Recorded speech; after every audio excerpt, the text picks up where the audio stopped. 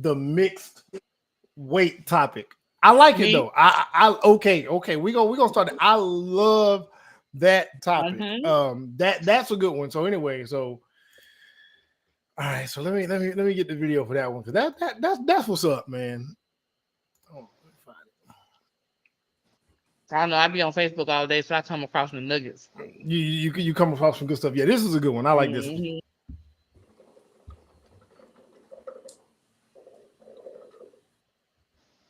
Let's see. Here we go. Right, there was an article on Forbes recently about Penelope and Colin on Bridgerton, and it asked, "Are we still not ready for a mixed weight romance on screen?"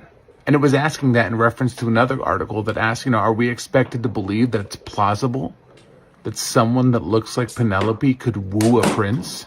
And I know what you're thinking. At first glance, that sounds like fatphobic, vile, disgusting, asinine, out of touch, quite frankly, ridiculous question. I know that's what it sounds like. But I think the hidden question behind it is really, why has this never, ever, ever been seen before on television?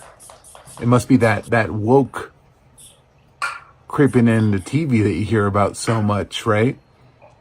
Because I've never seen any TV shows throughout my life, ever.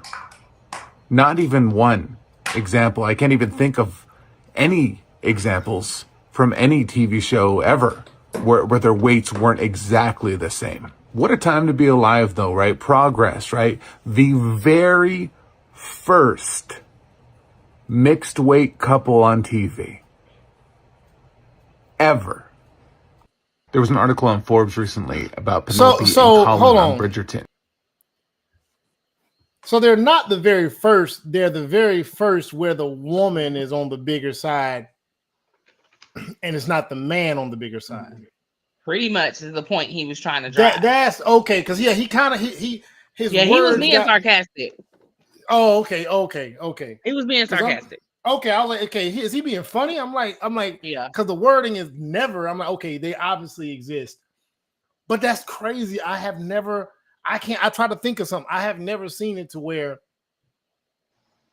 No, yeah, I've never seen it. Every time I think, usually when you see the overweight woman, the man is also overweight. Also overweight, look right? At like Roseanne. That's about the only thing I can think of. Yeah. Usually, if the woman is big, the man is big too. But you oftentimes see the big man, and this is regardless of race. You oftentimes see the big man and the woman that's smaller in proportion. Why is it? Do you even? I mean, like why? Yeah. I want like not acceptable for women. Women are like, arm candy. It's not acceptable for them not to be Coke bottle shape. Mm-hmm. Like if they gonna be on the screen, they got to be perfection. Unless she's funny, and then she can be fat. Like right, but then she also, even if she's funny and then she's single, like Monique. She has to be single. Yeah. And she got to be running behind some dude. We already know the exact character I'm explaining. Monique. Who's it? Monique. Yeah. You're right. Wait. What about Queen Latifah and Common? That was a movie. That was a movie. Oh. Yeah. We talk like it was something in Syndicate TV. Like you gonna see it every night. I can't. Mm-hmm. I'm really trying to think of one. Somebody, if somebody come across it, man. I want to know. But you man, go back to like I Love Lucy. Even Ethel was supposed to be chunky, but so was Fred. Damn. You go look at the Honeymooners. What you call him was big and his wife was not. Mm-hmm.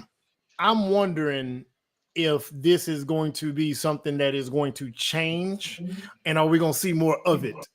I think we will. I mean, you have to consider like larger women are by and large dated by smaller men. This is normal. Like it's regular. Yeah, it is. You'll have some people telling you, "Oh, I don't see it that often." Baby, leave your hometown, because when I tell you the little dudes is out here on the hunt for the big girls. Like they love us. They do. They are regularly in the comment sections on, like, I see it regularly. And look, I don't, I know we always get into the discussion as to whether or not it's relationship potential or sexual attention. I think that's with everything.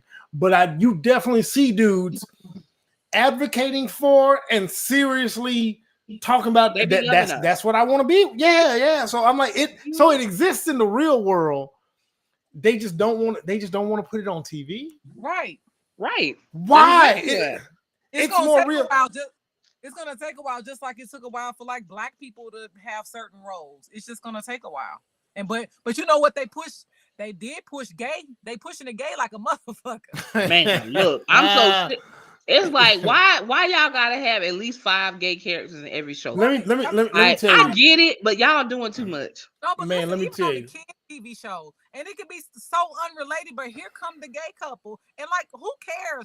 The thing is, like, that's like, who you sleep with is your business, but we're not going around asking heterosexual people like who they sleep with. We would never know who they slept with if you didn't tell us. So why do you have to push the gay characters? Like, it's crazy. Right. You know what hurt my feelings, and I know people said that it was in the book, the original story. Interview with a Vampire, the TV show. Yeah. So, and my daughter warned me. Shout out to Morgan. She warned me.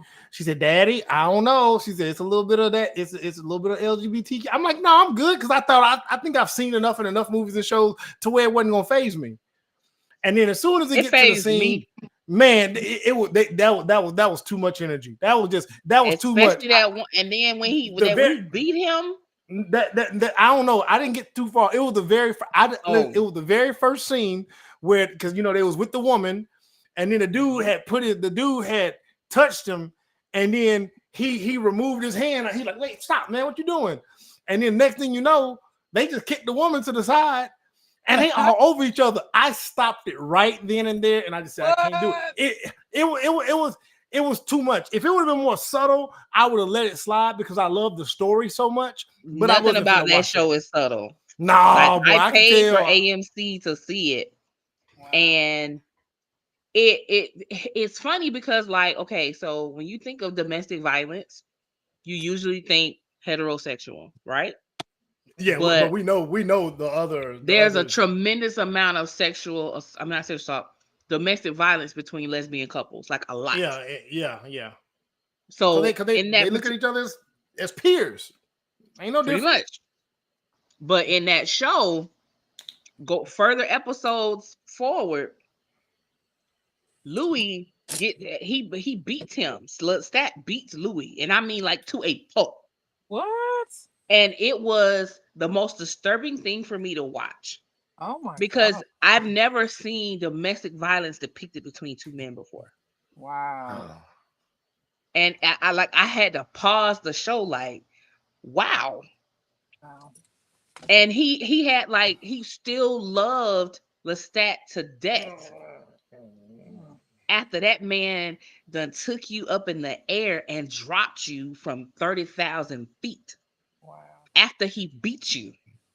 So things like that, seeing different dynamics between couples on screen, it's actually very humbling because you kind of don't think it doesn't exist until you see it. And then it's like, oh, snap. Like even the scene with Colin and Penelope in the carriage, that was steamy hot, baby. Like all day. But you never see that. You never see them sexualize a big girl that way. I've never. I'm really thinking. I have never seen it. Like they always getting clowned. Her always running behind the man, but you never see the man like yearning for her. So to see it, it was like, yes. It goes all the way back. This goes all the way back to Miss Piggy and Kermit. Yeah, it goes that far back. You know what I'm saying? Miss Piggy and Kermit, like he didn't want nothing to do with her, and she was all. That's crazy. It's funny that like the things that are in your subconscious that are there, that wiring is there, that social it's there, and you don't know why it's there. And again, I don't know what the real world numbers reflect. I know what men claim that their preferences are, but I hear it. I'm telling you. I listen to a lot of men's preferences, and a lot of men prefer women on the bigger side. I don't know who prefers what more, because I mean that's the argument though. The argument still becomes, well, yeah, there are some, but men prefer. Listen, the more factor doesn't really matter. Are there enough men that prefer bigger women for bigger women to get a man and be fine? That's all that matters. You know what I'm saying? And it is. I mean, look who all pregnant. The big girls. What in the world? Think about it. When you look at your timeline and see who all pregnant, who pregnant? The big girls. Hold on. Let me think. Hold on. Who you talking about? Just in general. Like the ones who wifed up is usually the big girls. Big girls aren't typically single. That not at least if you're attractive big girl, usually aren't single for long. And if they are, it's because they're choosing to. That can make sense. Like I said, I don't pay attention to the dynamics, and because I never make an argument. You know, I never make an argument when I see this stuff, because I look out into the world and I see couples of all matches and whatnot. Some people like to now that argument that they like to say, well, men that make a certain amount of money and this, that, and the third, they don't prefer bigger women. But that's weird. That's weird because they say when you see it that the man been had that money and the woman got bigger. Okay. Now, athletes, when you look at athletes and high profile, they're such a small percentage. I don't like to ever use them as a measuring stick because they're the 1% of the 1%. So, okay, so I don't like, right. Where do these numbers exist so we can just get a definitive answer? Because I know that it always comes back to what's the majority choice for men? Like, what's the majority? I think they need to be mixed and represented in pop culture anyway, just because we know they exist. There needs to be a mix. But yeah, like I don't. The majority choice, I think, because you have to look statistically, as a country, we are unhealthy. We have more fat people than we have people who are fit. This is not only shown in our health disparities and health records. This is shown in the labor force, because the labor force also has to account for people who are disability. And those people typically are going to be either overweight because they are sedentary, they may have diabetes, high blood pressure, all of these things. So as a society, we have more bigger people. So it would stand to reason. That would make a little bit of sense right there. Now, if you get more granular, you have to also include attractiveness and you have to include shape. But I see plenty of refrigerators out here wifed up and pregnant. I'm not. So big bag, they get married too. I mean, maybe she has a nice personality. Hey, you like it, I love it. That is funny. So, you know, and I think, you know, society, of course, the stipulation they say is, well, we don't want to romanticize being overweight. And I get it. We do need to be a healthier society. However, the capitalism we have in this country will never allow that to happen, because our food that we go to the grocery store and buy, even in the fresh section, is incredibly unhealthy half the time. So unless we out here growing our own food, how you expect us to be healthy? This is why, you know, you got to kill yourself to be in the gym to stay healthy, because you have to fight the unhealthy things in our food. Other countries don't have to do this. And we also got to fight, you know, a sedentary lifestyle. Like, I mean, me and my dad talked about this, you know, some time back, and we just talked about the difference in lifestyle from one generation to the next, to the next, to the next. You know, a lot of these kids don't even know what it's like to walk from one place to the next. They don't know what it's like to walk and wait at the bus stop. Like, they don't know these things, man. You know, and going all the way back, my dad said, you know, when he was young, when he was a kid, households didn't have two cars. Two cars weren't the norm. Like his mom and dad was one of few So my grandparents was one of few where he had his car, she had his car. He said it wasn't normal so somebody walked to and from, somebody caught the bus, and the kids damn sure walked and caught the bus. Then video games wasn't a thing. So all of your activity, all of your fun had to do with you being physical.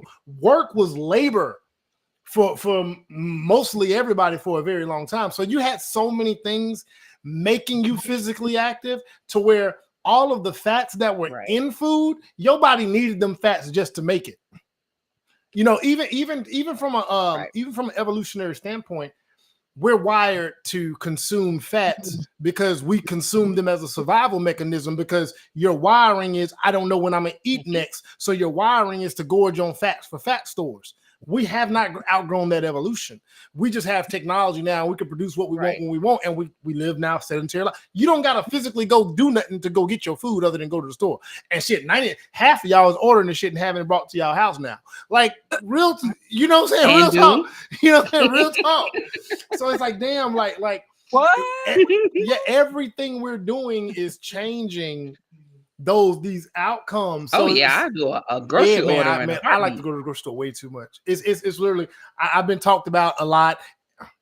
I do it because of the kids. I just don't want to drag them out the car. But now that the baby is walking and he can push the cart for me, it's all up. Man, the grocery store is like a field trip every time for me. Every single time I get in there excited, looking around. I know I was supposed to come to get X, Y, and Z, but I start looking in the corner. I'm like, man, that's gonna look good for when I cook next weekend. Yeah, that's gonna be good. I'm gonna put that in the freezer. I'm gonna wait on that every single time. Yeah, I love going to the grocery store. I live for it. It's the highlight of my day. If I didn't go to the grocery store, I wouldn't go nowhere but work, home, and the gym, and out with the lady. Like I wouldn't get out as much. When I was in New Orleans, outside of going out to eat and stuff, man, I had to go to the grocery store just to get out the house. Because I was sitting there all day. Yeah. So hopefully, so we're voting for mixed weight couples. I want to see it. I don't watch Bridgerton, so I ain't see the thin guy decide he want to ravage the big girl. You know what I'm saying? But hey, you know what I'm saying? Listen. And he ravaged her too. He went all up and through there. If any brothers done listen. Brothers, y'all gotta be honest. If y'all done had y'all moment with a big girl, what did you do, man? Was you know what I'm saying? What did you do? You wasn't dancing around that thing. What was you doing, man? You know what I'm saying? You was acting a fool. Come on, man. Look, every little dude that I know that eventually hooked up with a big girl, like they was like, I was scared at first, but I had the time of my life. You can come dive off the top rope. She can take it.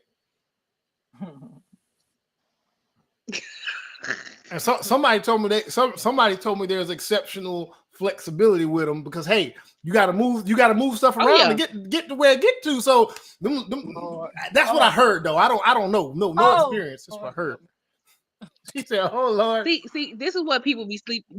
This is why people be sleeping on big folks. We're most big people, especially people who got a little shape, who even work out a little bit. It's like dealing with Piccolo. You walking around with a weighted cape all the time. So when you got to actually do some work, the work is easy because you already been walking around overweight the whole time. Your muscles are strong. You've been carrying this weight all day, so hey, this is easy. Yes, man. Look, I'm telling you, when I dropped my first 50 pounds, and I was out here in beast mode because I didn't train for this. I've been 50 pounds heavier this whole time. I'm trained for this. I'm trained so when for I this. drop this next 50, sure. That is funny. That is funny. You a trip. I've trained for this. I'm built for this. This is what I've been doing. God damn. Well, I'll be damned. Well, all right then. So yeah, mixed weight couples. We want them. We want to see more of them. I'm all for it. Again, if we got to see everything else that we got to see.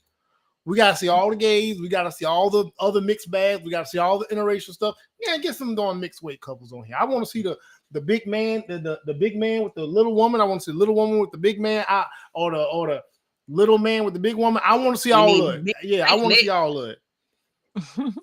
I can't wait. I can't wait to see a little dude. Listen, it will be absolutely. Let me tell you, it would be somewhat comedic and entertaining to watch a little dude just slide a big woman around all over the place, and she just breathing all hard, and she doesn't been tackled by that little dude. Hey, that'll be fun. That'll be fun watch. You know what I'm saying? I ain't into watching people, but hey, look at this. Look who finally joined the show. Who is that? You missed our first topic. We are all for mixed weight couples being in pop culture. We need to see it more. Mixed weight couples. Yes. Yeah. Well, we see plenty mixed weight. We need mixed weight. In pop culture. Why not? Yes. Yeah, I mean, because it exists. Like that's what we're saying. We're like, it's real. Yeah, it's real. It's there. You got to. If you're gonna represent everything, represent every goddamn thing. Anyway, go ahead. Shoot, I'm just saying this because I know y'all done moved on from that topic. But I think the reason why it's not the norm is because it's not aesthetically pleasing. What people call the standard, Yeah. So that's still this standard of beauty that's ultra thin, and it's mainly for women. You know what I'm saying? Because I really believe that men created the standard of beauty for women, and then women just fell in line with it. But where did we create that standard from? Hold on, but where did we create that standard from? I don't think men created a standard based on something that they didn't like. I don't think some dude said, I don't like thin women. Let me go put thin women out here so everybody likes thin. That's because there's no. You like what you like. You physically look at something and you like it or you don't. You don't say. Now, I do think the pressure among men is that there are men, and Sheffy, you spoke about this before. There are men that like a certain thing that won't indulge because they feel this pressure to be in line with what the expectation. Now, that I believe is the influence, but I don't believe if I like something, it's not because nobody else. Like I like what I like. If I didn't like it, like it's funny because me and this dude grew up, and we've always liked the polar opposites of each other. Like nothing I could have said when I was growing up was gonna make him look at the type of girls I looked at, and vice versa. We were just looking at each other like, "You like that? All right, more for you." Like that's always how it was. I think as we got older. Once you got older, you kind of seen it my way a little bit, and then once I got older, I kind of seen it with your way a little bit. But when we were young, man, we ain't never find the same thing attractive, body wise. Physically, no, the face pretty, yes, but body wise, he likes something totally different from me. So I can tell you exactly what happened. So back in say like Marilyn Monroe's day, a size 10 woman, which by today's standard is a plus size woman. Men liked the size 10 to 12, which if you look at the big girls that are most likely to be accepted, they're ranging anywhere between like a 14, 16. So a little bit bigger than that. Mm-hmm. Usually, you got some 18, 20s, but on average, it's anywhere between a 14 and a 16 in most cases. The fashion industry realized, less fabric. Cheaper. Quicker. It's cheaper. And I can still charge you more money. Yep. The fashion industry is what transformed this whole Eurocentric, you got to be thin thing. Because if you look historically across a multitude of cultures, bigger women were far more celebrated.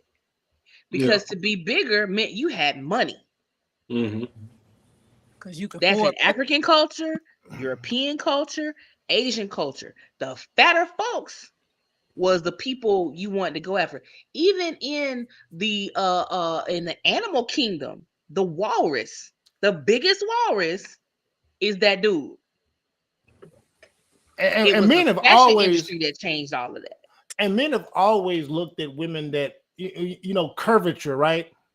Hips have always been the thing. Always been, like it doesn't change. Like they run these tests on men and silhouettes without seeing nothing else, just a silhouette. And the women with more curves typically is what men pick up on. Like that's the preference. Like, I mean, I remember Bree was making fun of me one day because I did something. I don't know if a took my pants off or took a shirt off. I don't know what I did. But she said, damn, you ain't got no hips. I said, what the hell I'm supposed to? Like, she was like, it's just straight. I'm like, what am I supposed to have? You know what I'm saying? I said, well, that's for aerodynamics. That's for aerodynamics, girl. No wind resistance. Wow. Just thrusting. Just straight thrusting. Wind resistance. God. No wind. Just sleep, boy. Just cutting knifing through the air, boy. No drag.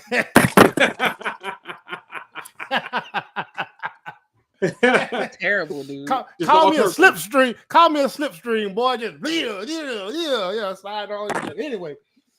But we've always liked the curves, you know what I'm saying? And so I don't know, like I know people like what they like, but I do know, and I have noticed that there are men that will represent with a certain type because he feels pressured to have that type on his arm. Like that is a real thing. That's got to be a miserable existence too. That's horrible. Like for real. Okay, I'm gonna let it go. Think about it. If you know you like you a big girl, and you got somebody that's just thin, how long can you keep that facade up before it becomes apparent that she just don't do it for you? Because man, we're visual, right? We're visual creatures. So how long does it take before she just don't do it for you? Like, man, that's a horrible. I mean, you see the posts all the time. This is what I look like, and this is what he cheated with. Because that's what he cheated with is probably what he actually liked. Could be. I mean, it's listen, man. Listen. I mean, listen. We all like a little sexual variety, though. Listen. I like chicken. I like pork too, and beef. You know what I'm saying? All of it. You know what I'm saying? Even give me some squirrel every now and then. That game food every now and then. You know what I'm saying? I have an amalgamation of things that I prefer. This, you know, we're gonna be honest about amalgamation, a plethora of things. You know, we're gonna start using big words on here since y'all motherfuckers. I ain't gonna even say the word. I ain't gonna say the word that they abused. But anyway, all right. So all right. So since you here now, Frank, man, we get to finally get on this Diddy topic. But before we get to the Diddy topic, I don't know if y'all ladies ever heard this song, and I want to play it for y'all because I really think I want to push that this song be the theme music for when everybody listens to anything Diddy related or pictures Diddy. Booty queef, booty queef. Boys being boys. Booty queef, booty queef. Boys. Booty queef, booty boys being boys. Booty queef, booty queef. Let them flow. Booty queef, booty queef. Boys being boys. Booty queef, booty queef. Boys. Booty queef, booty boys being boys. Booty queef, booty queef. Booty queef. So I imagine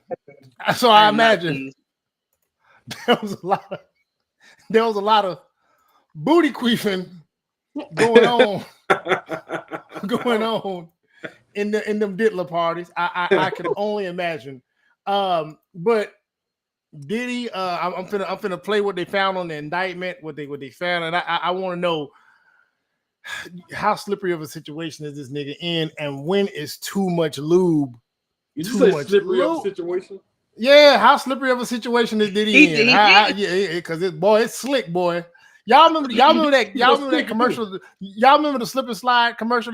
You run, you slide, you hit the bump and take a dive. I wonder how many slip and slides they had up in that goddamn thing over there with that. They have thus far. So the evidence that they have thus far, they found AK-47s in his home. Mm-hmm. These AK-47s had scratched off serial numbers. Oh, stupid. They found 1,000 bottles of baby oil and lubricant. I'm telling you right now, whoever bought the lube and the baby oil is getting a conspiracy charge. If you ever went to Costco and bought that KY in bulk for Diddy, you are going to jail. Whoever bought the Johnson & Johnson for Diddy's Johnson is going to jail. Jesus. Now look, so that's on page 7. For anybody that's following this through the documents, stay with me, right? So on page 7, that's when they introduced this as a freak off. In the press conference, not a dry booty in the house. Not all. Not a dry booty in LA. Go ahead. His supply of oils is insane, right? More than a man at the gas station. So in addition to the baby oil and the lubricant, they also mentioned they found different narcotics, and that the people that they're saying are involved in all of this would be in charge of cleaning up the freak offs. So they would not even. So semen and KY. Imagine that job. It's a prep and it's a post. So in the prep, they would come and set up the rooms. Allegedly, these are the people that work for the Combs and this whole enterprise. Right. They would put lighting up. They would, I guess, like change sheets. They would do whatever they needed to get it ready, lay out stuff. Well, it sounds like they got a lot of evidence. And you know, I was thinking about this yesterday after having a conversation with somebody. If you was videotaping people without their will, were you also using those videotapes as blackmail? Because that could be part of the that's what they're alleging. They're alleging that it was being used as but like you said, collateral. it has to be proven. But like even with the bail, the fact that they haven't given a bail, which is confusing to me. Yes, when it came time for the actual arraignment, which is where he sits down and says, "Hey, I want to go home. I don't want to stay here." Diddy's package that he offered, it was pretty impressive, honestly. Like most people don't come to the court having all this. So he offered a $50 million bail package. So $48 million of that he was putting up his house on Star Island, and for the record, he said that he paid off $18 million on this home in preparation for court because he wanted to be able to surrender to prosecutors.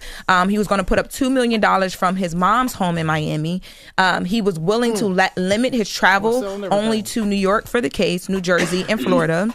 He would wear a GPS monitor to let the prosecutors know where he is at all times. He would park his jet. And the jet he is trying to sell right now because he wants to be able to offer up more collateral. And he was willing to surrender. No, they've already done it. They surrendered the passports of his kids, his mom, and himself. Right. What do they have thus far, Lauren? So but they denied his bail, right? Well, I would want my passport. Yeah. I mean, shit, it ain't no point. You can't. You know what I'm saying? Yeah. They got everybody. Everybody involved. Yeah. That's why they might want them to testify. Okay. Like because they can't subpoena you. You become if you're a material witness and they can't subpoena you, that can throw off their case. So you got to give all that up. Got it. So I mean, I don't know. So I mean, for the joking part, yeah. First of all, it's okay. Look. There's no way you're gonna tell me you only involving yourself with women and y'all need that much lube. No. Women don't require all of that.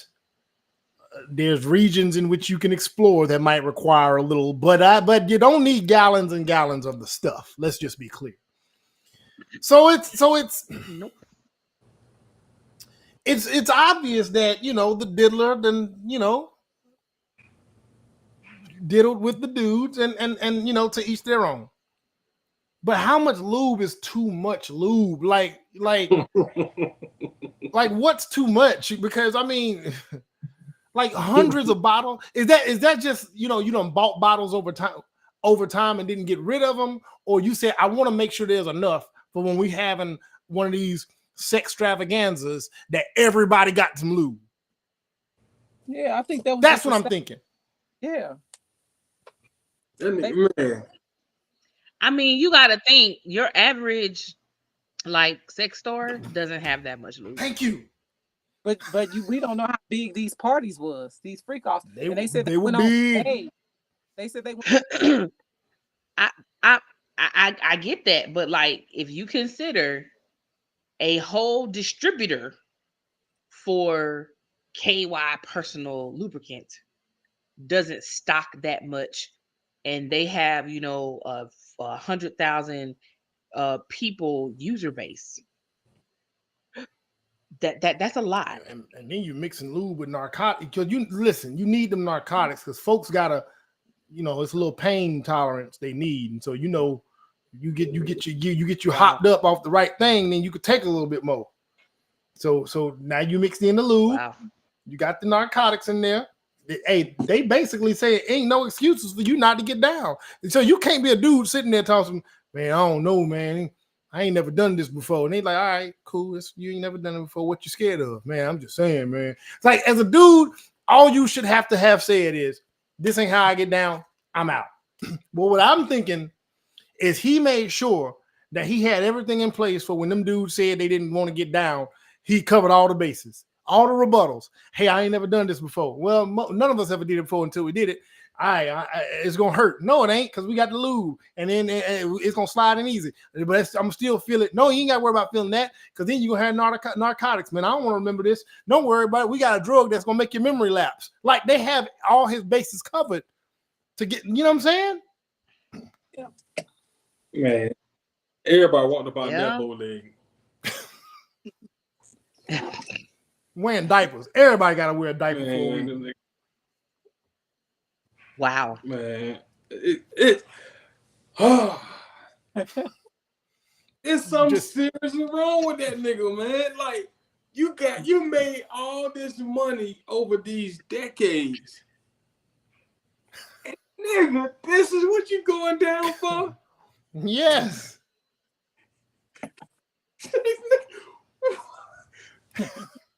I can't wrap my mind around the stupidity of it. And it shouldn't even be happening.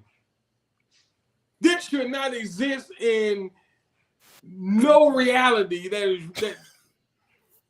is an actual reality. Like, this, I don't even think a nigga could have dreamed of anything like this. And this nigga actually did it in real life. Like, nigga, you got a bottle of baby oil. Nigga. And you got to also consider, he probably ain't. No, hell no. You know, he like they said. Listen, they said he's one of many. Yeah, somebody taught him. You know what I think about? I think about the Mike Vick situation with the dogs. He had all that money and this nigga fighting dogs, right? Yeah. Whatever he took whatever his imagination could conjure up, that's what it conjured up. So he was like, man, if I ever get a bag, I'm gonna have me a dog fighting ring. Hood broke Negro shit. Country broke hood Negro shit. Okay. Diddy had been in a world of debauchery so long to where he just said, I'm finna create my own. Here's what I never understand about the Mike Vick situation. They're not the same. I'm just using these. I never understand why these people don't find an island somewhere outside of the United States, somewhere where the laws of that area or that nation can allow you to do some of the things you want to. And I'm not trying to say it makes it okay. I'm just saying, if you why do it like they do this in the face of the public amidst rumors, and they keep doing it, and it's like, yo, you couldn't go find a corner somewhere to do this in? Because it's a who's gonna check me, boo. That's what it is. There you go. Who gonna check me? That delusion of power. Yep. But I mean, it's not a delusion, because they actually have that power. They only end up getting caught when they get I'm saying, like, or when somebody tries to, like, exert themselves from that power. Had Cassie never came forward, we wouldn't be here. That's the thing that's why I said it's a delusion, because that's at some point, like, how many of them? Of course, there are some who died and taken stuff to the grave. Mm-hmm. They just died before they got caught. But eventually, no matter who you are, eventually it's gonna catch up to you. It's a life has I say like a 99% conviction rate if you live long enough. Yeah, or you play around long enough. Yeah. The law of average is gonna catch up to you. Basically. So it's like, nigga, you know the rumors were out there. Why didn't you just chill out? Then. Yeah, it's like this nigga went full throttle. Because you know what? He had to get rid of that lube. It had so much of it. You know what? Now he didn't want to ruin. You stick all that lube in there, your plumbing get fucked up. I don't know, man. You know what I'm saying? But I think he probably thought again, a lot of times they start thinking they have certain people in the pocket. Maybe they got people on their team. Maybe they got people, lawyers. Maybe they know a judge. Maybe they so networked in to where they figure they're above it. I think what happens a lot of time though, in this day and age, is so much stuff becomes international so fast to where the FBI can be involved. They're never really prepared for that. On the state level, they're prepared in the cities that they're in. They're prepared in the state that they're in. But when you cross a certain line and you figure, oh man, now it's international. Now this is federal. And the feds don't even have to have a conversation. They don't give you. I don't know if they give people warning shots or not. I'm not a mastermind of a criminal enterprise living with millions and doing things across state lines. So I don't know. But I don't know if there's ever a warning. You know what I'm saying? Like, hey man, you on the radar or you coming close. Chill out. Like, you know what I'm saying? I don't know if that would ever, if somebody would ever get wind of something like that, let them know, hey, but it should be considered in this day and age now that everything becomes federal because of how open the world is to traveling, to communication. Just everything is so wide open. It's only a matter of time.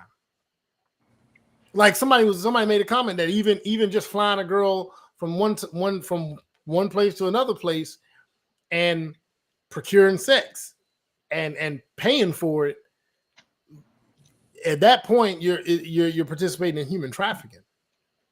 Oh, it gets worse than that. Like, you know what I'm saying? I don't know if I told y'all what my brother was in for, but that's what he's in for.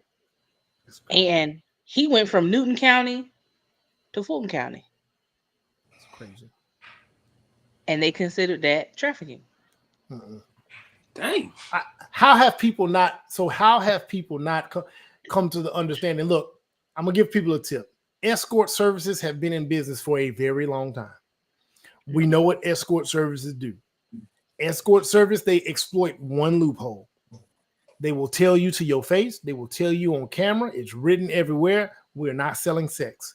Our women do not sell sex. It's up in that you will never get an escort. Somebody currently, they don't say that. They always say you're paying to spend time with this woman. And if there so happens to have sex, if you so happen to have sex, that's a byproduct of her choice and your choice. It's a very thin line, and they play with the semantics of it, but they figured out in this country, you can't buy sex outside of what is it? What part of Nevada? Reno, I think it is. Yeah, Reno or something. Yeah, or is it outside of Las Vegas? I don't know. I think it's. You can buy it in Vegas. Yeah. So obviously in Nevada, the state of Nevada, definitely there's places where you could do it. But outside of that shit's illegal.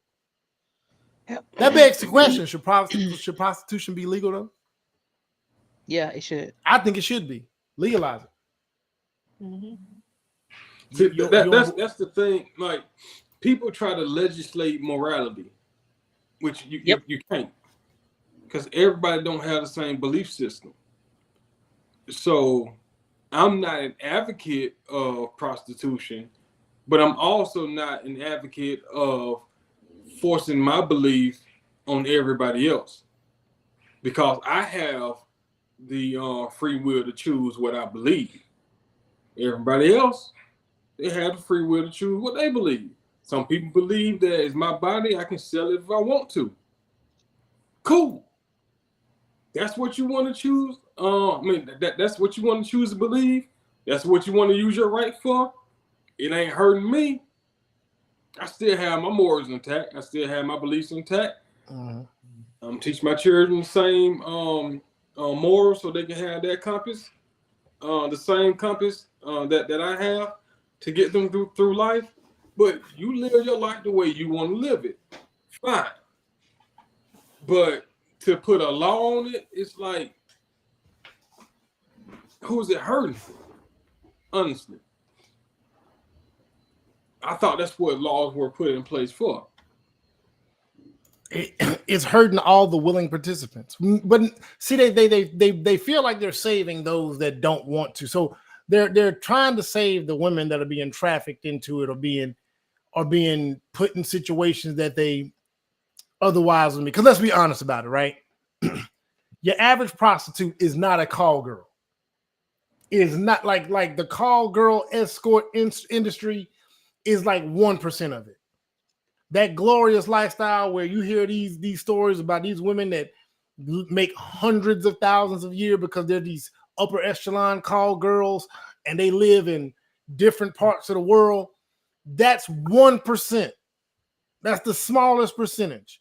The average, the majority of prostitutes are likely runaway little girls that don't have a place to stay. That some man said, "I'm gonna give you a place to stay, but this is what I need you to do."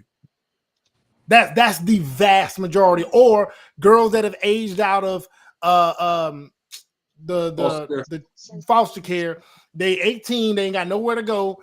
They got $700, $800 in their pocket, $1,000 in their pocket from the state. They ain't got nowhere to go, nothing to do. That's majority of. So it's trying to protect them. It's not trying to protect an adult woman that decides, hey, you know what I'm saying? I done been working all my life and doing everything the right way, and I just realized I can make this money in a month. That's not who it's trying to protect. It's not trying to protect her. You know what I'm saying? Nor is it trying to protect the dude that's like, hey, man, listen, I just want to go down the street and, man, listen, I don't feel like putting in no work. I don't feel like talking that talk. I got $300 and lust in my heart. I got lust in my heart and money in my pocket. And I just want to get something for the night. It ain't him. You know what I'm saying? It's they're trying to protect. So the laws are in place to protect basically the innocent and the vulnerable and to persecute the predators. So if there was a way to if you legalized it, then what? I don't know. So I'm kind of like I do agree with y'all in not legislating morality, but we don't have enough people that are willing participants under the right influences. I think you're wrong about why. How? I'm explaining to you why. Go ahead. The reason they won't legalize prostitution is because then women have control over their own bodies. That's another one. That is the primary reason. If you look at your whorehouses of old, they were traditionally run by women. Mm-hmm. Women making money, helping other women make money. It became against the law. And then what rose up after that? Pimping. If you legalize it, they don't need pimps anymore. Right. So now women get to control their own. It's no different than the whole abortion question. The if you allow these things to be legal, women get to control their own lives, and no, we can't have that. I believe that's part of it. I don't know if it's the main, the whole, what percentage of it. I do believe that's part of it, though. Because I'm just looking at the like. Because again, you got to consider prostitution has been around forever. But see, I'm looking at the numbers. The majority of prostitutes are destitute girls. They're not women making a conscious choice. A destitute teenager or young adult. That's not true. That's not true. What's the majority of them? What's the numbers? Because they're not. I don't know the official numbers, but I'm gonna look this one up. Oh, you forget. I used to sit on the board of the National Coalition for Sexual Freedom, sir. I know they ain't above the age 25. I know they ain't what majority of prostitutes is. In this day and age, it ain't. You'd be surprised. You'd be surprised. Let me see. Because there's a difference between a street prostitute and a prostitute that be $40 at her house. They be doing what? $40 at her house. Now, yeah, I'm talking about the street ones. See, yeah. If you're talking about just streetwalkers, streetwalkers. But streetwalkers aren't the majority of prostitutes, though. Well, the $40 at your house ain't no like those ain't the ones that are the most vulnerable. The ones that are the most vulnerable, like I said, are those girls that. I mean, you can look at all the stories of these guys. They're always the girls that are in this situation where this dude comes along like, you ain't got nowhere to stay for the night. I got you. Don't worry about it. Don't worry about it. I got you. Yeah, you can stay here for a couple nights. And they stay there for a couple nights. By night number 4 or 5, hey, you know what I'm saying? I done gave you this money and this food. Like, you cost them a little bit of money. What you gonna do for it? And it's a snowball effect. So that's and looking up, and I'm looking now. So we start seeing 18, 18, 16, 18, 18, and it's around the world. 18, 18, 16, 18. Goddamn.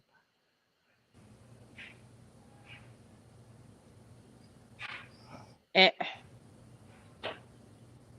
16, 18, 21.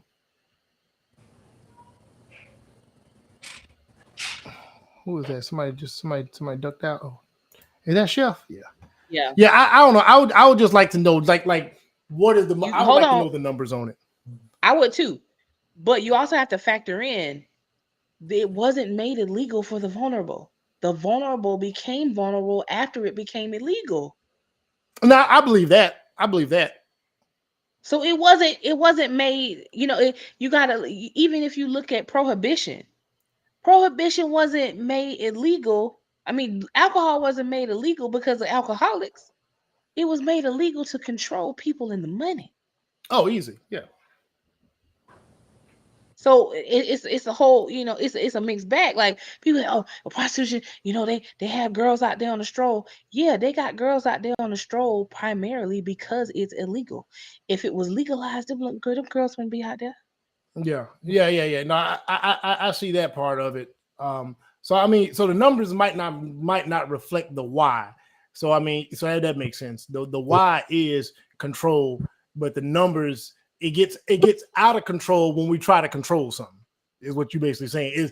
It's gone the way it's gone because we just stuck our hand in and tried to control it. I mean, look at drugs in general. Yeah. You typically find more addicts and more widespread drug use when you make something illegal. Because not only are you looking at, you're making it taboo, but it's so much, but it makes so much money to get this thing, and the black market, boy, they can. It's all about the money. Because now we can charge triple. Man, do you know what they? These women out here making money selling their bodies, man, and they out here trying to buy property and stuff. Oh no, man, look, there was so what's even more apparent. They talk about jail. They talk about the value of something on the street and in prison, and they said weed in prison. They call these things a stick. I don't know if y'all heard what a stick is, but it's not a joint of weed. They say it's literally a stick. They say what they do is they say the weed that, you know, I ain't never been a weed smoker. They say, but weed dust, the stuff that you would blow off and knock off, that they say they sell that in prisons for $10 a stick, and it's a little thin stick of weed dust, and dudes pay up to $10 for that, like pay crazy money for it. But it's so illegal, and they so desperate to get it that they'll pay whatever. Some dudes even paying their booty, man. Some even getting diddied for a stick. No lube either. And, you know, prison, boy, limited lube, boy. Limited lube. Oh, just to gross you out, Chef. You heard? I think I told Sam this. You heard of the thing that they do in prison when a dude say, you know, he don't want to get down with men, and the other dudes say, oh, you finna screw a man. What they tell the men they gotta do, what they make them do? No. They make them put oil gel on their junk, so they junk stand up, and then they make them get Vaseline and then lube up, and then so it's men forcing men to take advantage or lay with other men in prison. No excuses. Just like Diddy. Diddy said ain't no excuses. In prison, they say ain't no excuses. You finna get down and lay down. That's crazy. I'm telling you, it's crazy. I since I had to know that, you had to know that fact. Shit. I ain't gonna want to live with that. I ain't gonna want to live with it. These are things that gotta live in my head, rent free. So I share them with y'all, so y'all gotta deal with it too. Anyway. All right, so let's see what else somebody submitted. Sam, I stole something that you didn't even realize I submitted, buddy. I submitted this on your behalf. Hold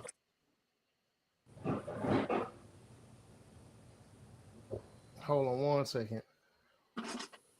So, Sam, you submitted something, you didn't even know you submitted it. I need the old reverend, the old pastor, the old preacher to come out just for a minute. We finna talk about the feel-good messaging delivered by the church and if it's a problem or not. You know what I'm talking about? Yeah. I want to tell you something that's not going to make you excited. I know y'all love hearing sermons that make you think the gospel is about you. I know you love hearing messages that make you think that, especially in America, I already know a lot of y'all have come from churches. You like reading devotional books that make you feel all gushy on the inside. You love listening to devotional podcasts that make you feel all gushy on the inside. It's giving. It's all about me. It's giving. I'm wonderful. It's giving. Jesus exists for me. It's giving. He's my genie. It's giving. Whatever I ask him to do, he's going to do. It's giving. He was created to serve me. I was not created to serve him. That's what it's giving in America. That's what it's giving. Oh, Jesus, my friend, and my little bracelet. I asked him for this, and he has to come through for that. And in your mind, you actually think your Christianity is for God to serve you because of the toxicity of the messages you've been listening to that have been infiltrated by secular, humanistic doctrines. All of the letters in the New Testament are trying to get you to watch, grow up. They're trying to get you to mature.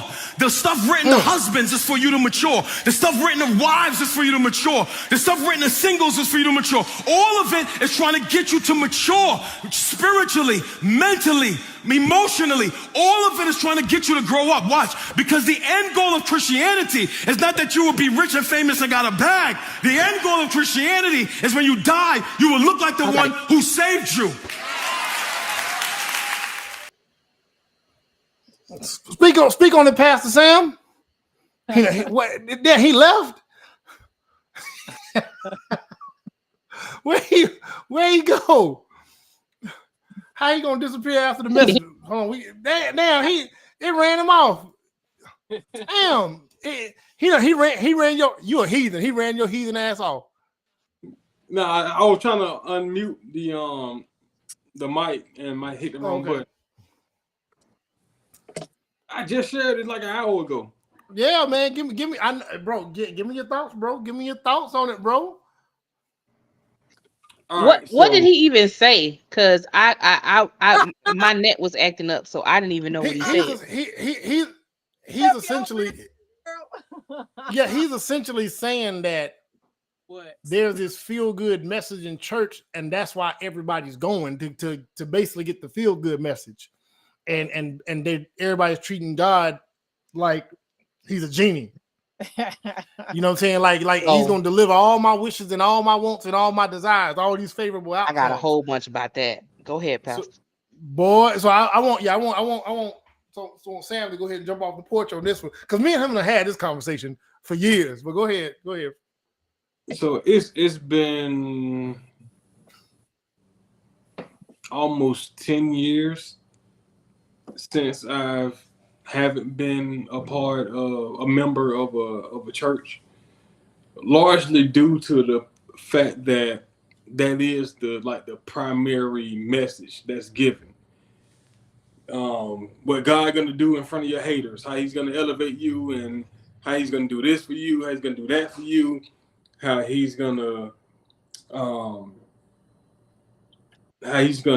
cure this, how he's gonna solve that. And they've just created this doctrine of me, and they have centered man in the scriptures rather than centering God, who the scriptures is about. So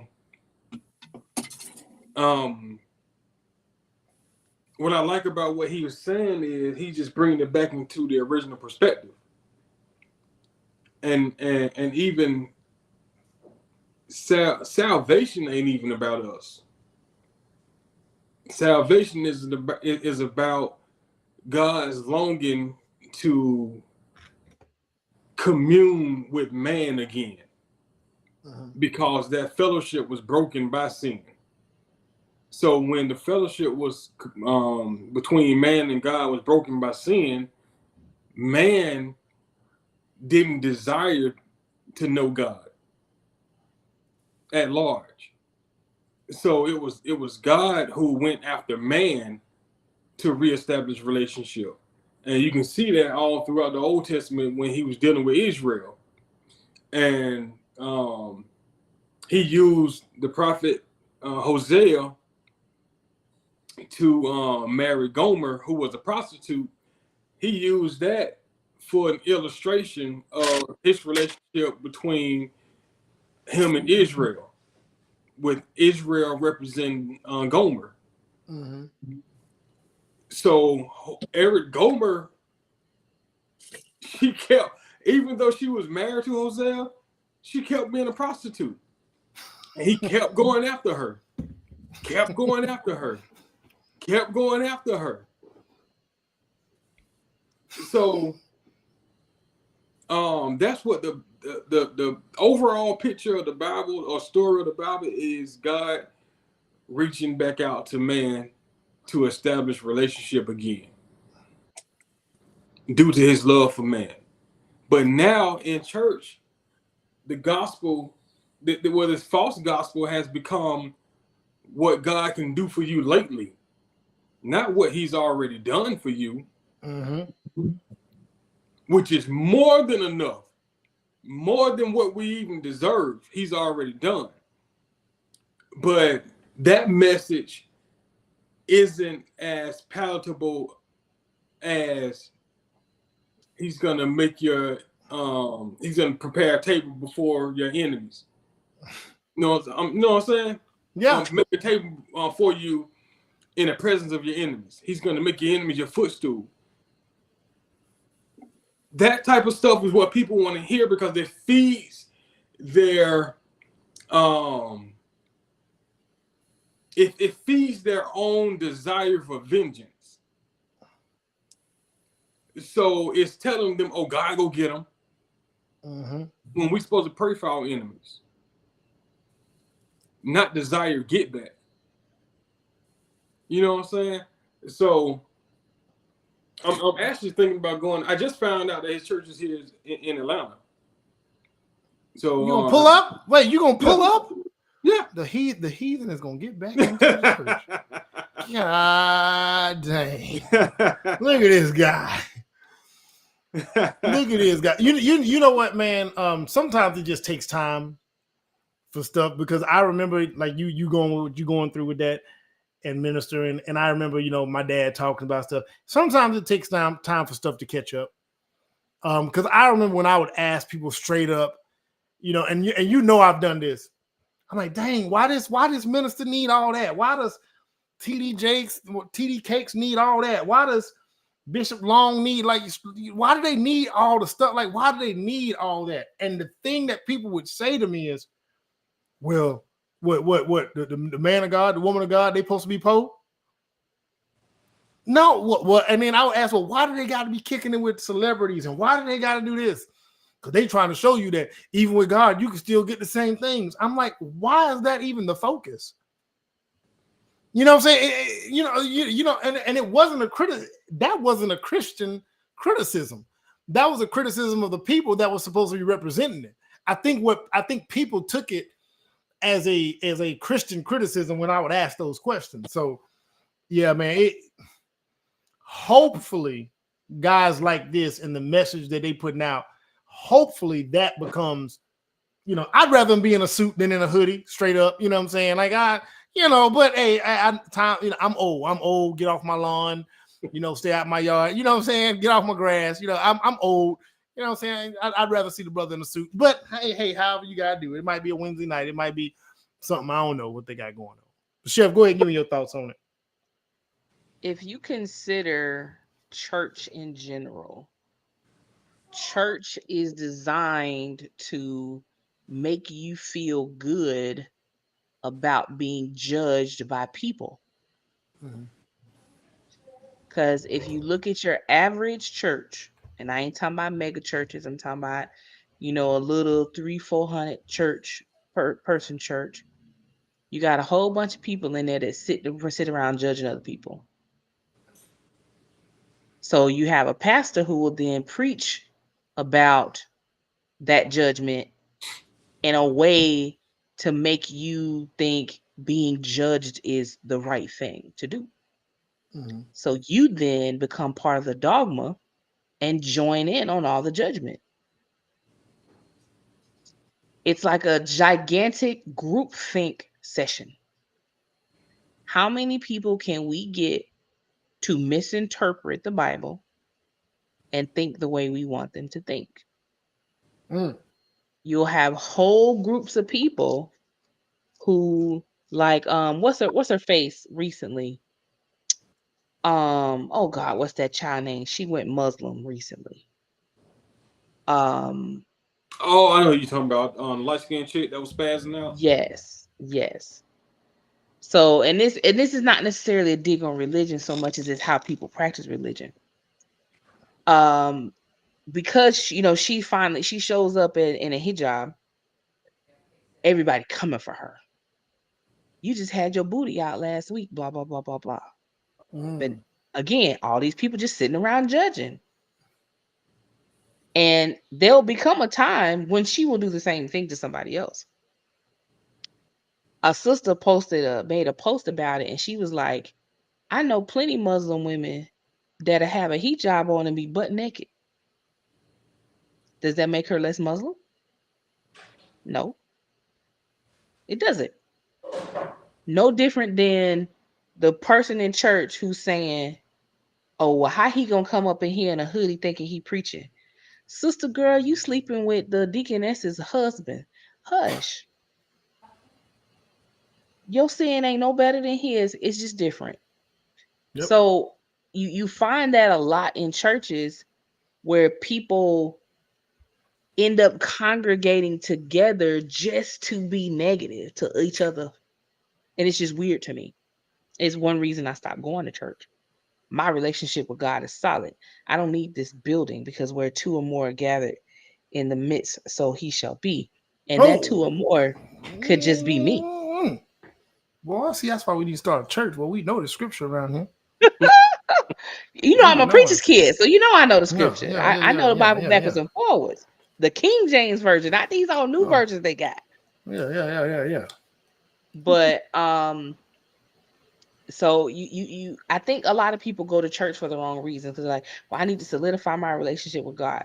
Sweetheart, you need to solidify your relationship with some medication. You need to solidify your relationship with a therapist. You need to solidify your relationship with an actual job. Not God is holding me here unemployed so I can walk in my purpose. No, baby, he's not. I guarantee you God is focused on other things. So we have a lot of people who will lean on religion as this backdrop to not do the work. Yeah. Even while being preached to that faith without works is dead. They don't say that enough times. See, that's not palatable. Like Sam was saying, they won't stay on that. They won't stay on that topic too long because that topic started to convict you. Anything that's going to convict your crowd and have them like, damn, you know what I'm saying? I ain't think about that. They're not going to put that on repeat because you'll stop going. Y'all gonna bring up homosexuality every Sunday. Oh yeah, easy. Y'all gonna bring that up. And y'all gonna silence somebody in the choir because she got pregnant. Stuff like that. That goes back to the whole judgment thing. We want to police people, and we're using faith to police them because they don't fit our narrative. And it's sad because you have a lot of people who are very interested with having a relationship with God, but they can't have a relationship with God because of their relationship with church. Mm-hmm. And the people within that church. Kirk Franklin said it best. When he talked about he thinks the church is what keeps a lot of black women single. Absolutely, Kirk. Yeah. Absolutely. Because the church is gonna make you feel bad about being single, but then tell you need to come to church to find your husband. Oxymoron. Your Boaz is here. No, my Boaz ain't because church is primarily women. 17 weeks out of the year, we somewhere watching football on Sunday. You don't take your ass down to Hooters or down to the sports bar and put on a jersey and act like you know some football, or even play dumb like you don't know some football and just say, hey, I'm just trying to learn the game. I just want to learn the game. Come on. Put on some yoga pants and go stand in Lowe's on a Saturday morning. Listen, listen, Your Boaz is in there. Yeah, He about to get him some pellets for his Traeger. Stand right over there. Stand right over there in the grill section, or go stand in the wood section. Go stand in any section and just wait. And just be like, and just be sitting there like, I don't. I'm trying to hit up a Harbor Freight at 6 p.m. on a Tuesday. Harbor Freight. Go over there where the flashlight's at. I promise you, Boaz is over there. I promise you that's where he at. Oh, he over there looking. Man, look. He looking at small engines because he trying to fix his mama lawnmower. I promise you that man is in Harbor Freight. Now he at church. Now the men that's in church is the ones that's already married for the most part. Because the white how you going to church? What you say? That's exactly it. Dragging them to church. How did I end up going back? All them years I finally go back, because this is what I'm saying. She want me to go. Okay, you know what I'm saying? I roll with you. I tag along. You know, like there was no there, and all the years in between single. Typically, the single men in church are gay. Let's just be real. I remember one time, and I was like, you know, I can't do it. I was like, I remember I said this. I was like, man, if I really wanted to be on a hunt, I could just go to church. And I thought about it. I'm like, that's so wrong, though. That's so wrong. Child, that's horrible. You gonna have to swallow them off the fly. That is wrong. They're gonna be making you cakes. You gonna have pumpkin pies, fried. You gonna get fried chicken. Everything is wrong with that. Everything is wrong with that. Everything, because I'm gonna tell. I need because I'm definitely gonna want to go pray later. You know what I'm saying? I'm definitely gonna want to go pray, and I need a prayer partner. You know what I'm saying? We need to pray together. Yeah. So we're gonna definitely be asking for forgiveness. And don't let her be religious and spiritual, baby. She about to give you a crystal bath. Yeah, man. She gonna give you a crystal bath and make you a spaghetti dinner. Don't play with it. No, I don't need all that. I don't need all that. Don't cook for me, and don't cook for me, and don't bathe me. I'm good with all that. Don't even worry about that. I'm over here to pray after some. I cook. God damn it. That's probably why I like cooking so much. Make sure, because ain't nobody poisoning me but me. But yeah. Plus that spaghetti dinner don't work on vampires. Come on, we know what time it is over here. Like, come on. Hey. Come on, listen. Listen. Blood magic is blood magic regardless. Yeah, and blood magic don't work on you when you've been a day walker for a long time. I'm just saying. I've been doing it. Really does. Yeah, and you know what I'm saying? Because there's I know each a type essence is different. I'm like, that's so positive. You know what I'm saying? Ain't nothing, man. I'm sorry, y'all. I hope nobody sees that. That's horrible. God, that's so bad. That's so bad. That's horrible. Positive. That's terrible. Oh man. That's bad. But anyway, yeah, I thought I'd touch on that, man. Because I do think it's we know how deep we know how influential the church is in the Black community, and I think, you know, we could touch on those topics, you know, whether we go or not, consistently or not, whether I'm a bit of a heathen or not, or whatever. We got to touch on it because I know it's played a part in all of our lives at some point or another. We all done been to church and then telling you everything is wrong with what you're doing and everything is better if you do this. And then all you got to do is do this. I used to hate it. The one thing I hated the most about prosperity when I heard it was when they would make these proclamations that everybody does this, they gonna get this. So the first 10 people to sell a seed, they gonna get. And I used to be sitting there like, how do you know? And I want the testimonies of the people next week when they don't circle back. And I want to hear from these people for the next year when they don't, because they done sold that seed. We'll tell a story. Sam got a good seed sowing story. Which one? Lord. What you said about that time you borrowed that money?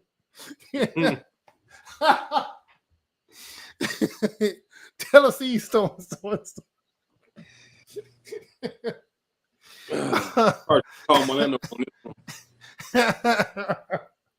Oh shit, man. We was at a conference and they had this $100 line. And so the thing is that $100 line. That get you hyped up, and they'll build you up emotionally. So they stir your emotions up. They get to the height of the service, and then that's when they'll bring out. You can get a line right here. I feel God. I feel God moving. I feel a shift in the atmosphere. I want y'all to put a seed on the altar while the spirit is moving. Nothing in that scripture, but anyway. So I was caught up in it at a time doing my immaturity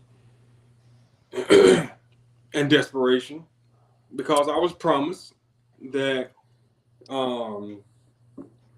the more you sow or plant, the more or the bigger the harvest is going to be when it's given back to you. Because give and it should be given unto you, pressed down, shaken together, and running over, and all that stuff. Which is so out of context. But anyway, I ain't had no money. So I was like, Melinda, man, I want to show someone got no money. He was like, man, hey,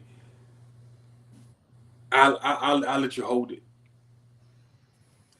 So I borrowed $100 to sow a seed.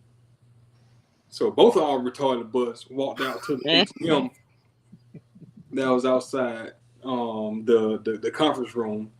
He withdrew $200, gave me $100 bill, crisp. Both of them crisp. And these two dummies walked down, just chest high, shoulders back, had the $100. Bow. Like spades on the table. God. Yeah.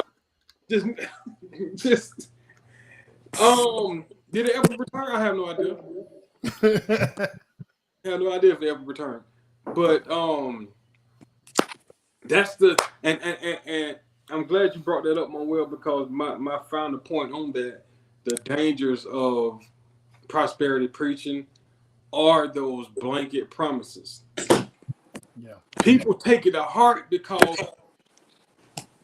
the people who believe it, they put their all into it. Every piece of money they got. Because that's their last line of hope. So you're playing on these people's desperation and you're playing on their hope. Yep. Praying on I ain't gonna say playing, you're praying on their desperation and their hope.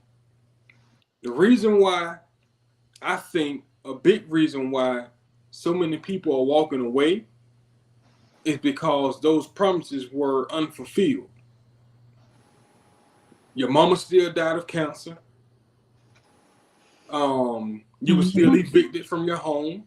Your car was still repossessed. Your job still laid you off. Yeah. You didn't get the call back for the interview. So these are just unfortunate life events that happens to everybody.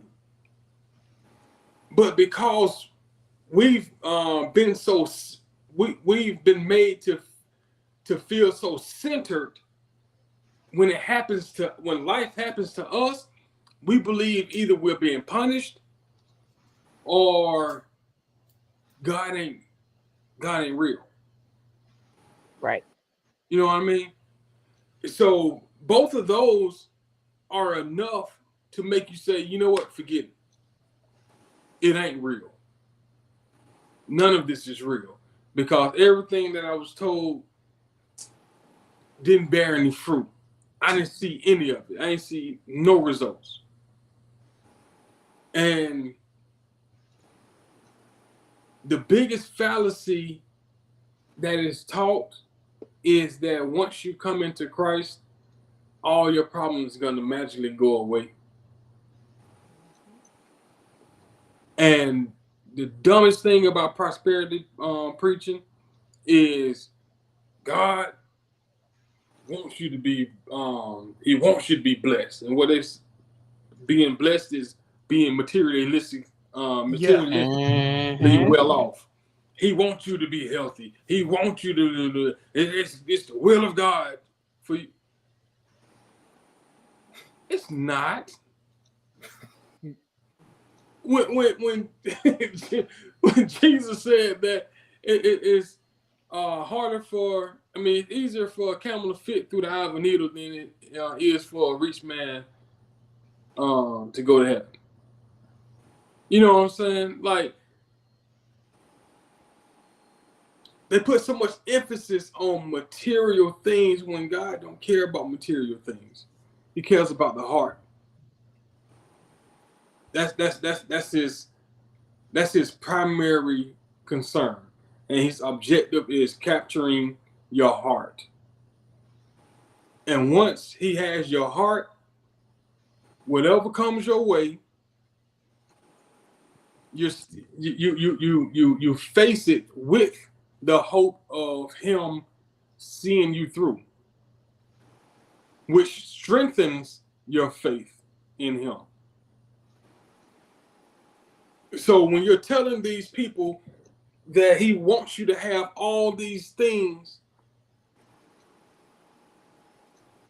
and you don't get all these things, you're doing them a great disservice. And it's not even what he said at all. It's just scriptures taken out of context. Yep. Warped and twisted. It's interesting you bring that up because a friend of mine, I was talking about this the other day, like the girl who does my hair, I gave her all my breastfeeding stuff. We're talking about like almost $1,000 worth of things that I gave her. And everybody knows I took a significant pay cut. So sister be like, maybe I should have sold that stuff because that was a lot. It was like $1,000 worth of stuff. But I gave it to her. And I was telling a friend of mine, I was like, yeah, I just let it go because I'll get that back. And he said, most people don't get back anything from the good deeds they do. Yeah. And he said it's primarily because most people are operating in a deficit as it is. So they think I do this one good deed, it's going to come back to me. But it's like, but you've been in the negative the whole time. So when you do this prosperity preaching, you have people who you've kind of suckered them into the moment and said, you give up $100, it's going to come back to you tenfold, when that person just stole $1,000 from their grandmama yesterday. And then now they sitting there looking like, but I gave, it should have erased that. No, that's not how this works. Versus you just being a genuinely good person. And like, that's why I don't worry about things like that. Because I know at the end of the day, I'm genuinely a good person. And the blessings, quote unquote, come to me because I'm in a place of just being a genuinely good person. Versus the people who are always seeking some reprieve from their negative behaviors. So it's like it preys upon that notion of you can do anything you want just as long as you repent, everything's forgiven. I don't believe that to be true. I believe you got some penance. Just because you immediately turn your life over to God don't mean he done forgot everything you done did, sir. Or the example I like to use that is everybody likes to be forgiven, but everybody don't realize that there are consequences for them actions still. Mm-hmm. I can go slap the hell out of somebody still right accountability, now. Man. Yeah, I can go assault somebody and that person can forgive me. But the state decide they want to pick up the case. Ain't nothing that person can do to save me, but maybe plead on my behalf later and say, can you reduce his sentencing? I think that's where people get it messed up. They think that, okay, I've asked for forgiveness and I'm doing better now. All this negative that I done sowed, I should be absolved of it and I should be able to reap these rewards now. I don't know. Like, listen. You know, Christianity isn't a cosmic lottery system. You know what I'm saying? They think it's a cosmic lottery. You know what I'm saying? They really think it's a cosmic lottery out here. Like, oh man, all my fortune's finna change, man. Hey, man, it don't work like that. And they always say the rain falls on the just and the unjust alike. There's somebody that's doing everything right, and they just got a run of not so good luck, circumstances, whatever the case may be. And then there's a fool out there taking all left turns. He ain't taking nothing but left turns, but he always end up in the right spot. It's just, man, you can't try to preach that stuff to people. It's predatory, man. It's really predatory. You know, it's sad when you think about our neighborhoods that are the most destitute. You see the most churches and the most liquor stores. You know what I'm saying? That's two different markets right there. Two different markets. They selling two different things, but what's the effect? And again, you know what I'm saying? It's like, God, when you think about this, like, man, that's dangerous. You know, I mean, so yeah, I ain't gonna belabor the topic. You know, I mean, yeah, that's a good one, man. We got to tap into that a little bit more often. I feel good now. I feel like that. You know what I'm saying? At one point in time, I had an idea for to do a podcast based on me preaching, but my wife said I can't do it because that's playing. That'd be me playing. You can't do that, man. Sam co-signed it. He co-signed it. Said, man, yeah, you should do it. You should do it. Yeah, I stopped playing church as kids, didn't we? Yeah, because I said I was just gonna do all the what's his name, the hooping, all that stuff. I wasn't gonna use the word. I wasn't gonna do that. I was just gonna use the delivery system to say what I wanted to say. Oh, that's not bad. Yeah, maybe I'll sneak and do it behind her back. You know what I'm saying, and then just and deal with that'd be one of them things I just deal with the results of. You know, so every now and then you gotta do something that your old lady don't like. You know what I'm saying? A little visit to the doghouse every now and then. They never hurt nobody. Anyway, I hope she don't see us. All right. All right, so I got another with y'all. We got two more. Y'all see this damn picture? I know y'all saw this video. I know we're gonna go over this one real quick. But I asked this question a little different. What do you guys think about how parents should handle abusive children? What y'all think about that?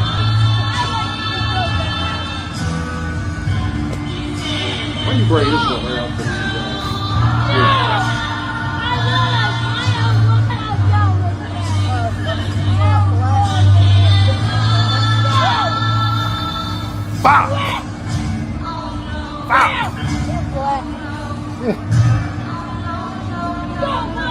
Show that he gonna bring. Give us some more.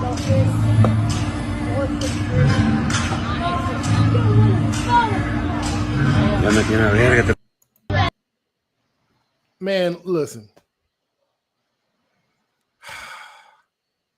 Who want to be the sensible one in this situation? Because I don't have nothing sensible to say.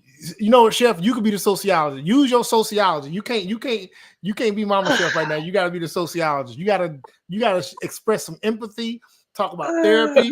Talk about all the stuff. How do you handle that situation?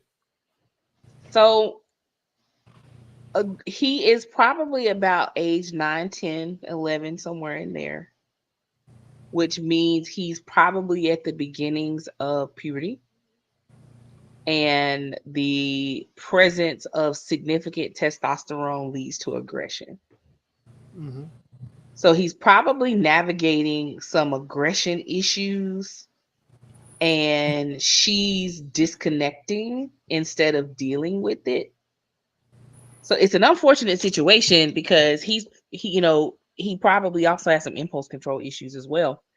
And when you add the increase of testosterone to somebody with impulse control problems, now you literally have the beginnings of what leads to sexual assault, what leads to domestic violence, all of these deviancy, behaviors. Just deviance. Yep.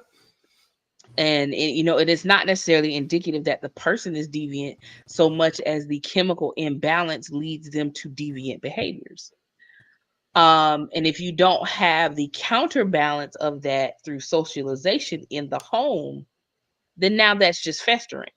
So when you look at, say, the high school student who is prone to a school shooting type of situation, usually it's young white males who are very much navigating the aggression that has come with puberty, but they're also navigating some social issues where pop culture is telling these young white boys that something's wrong with them.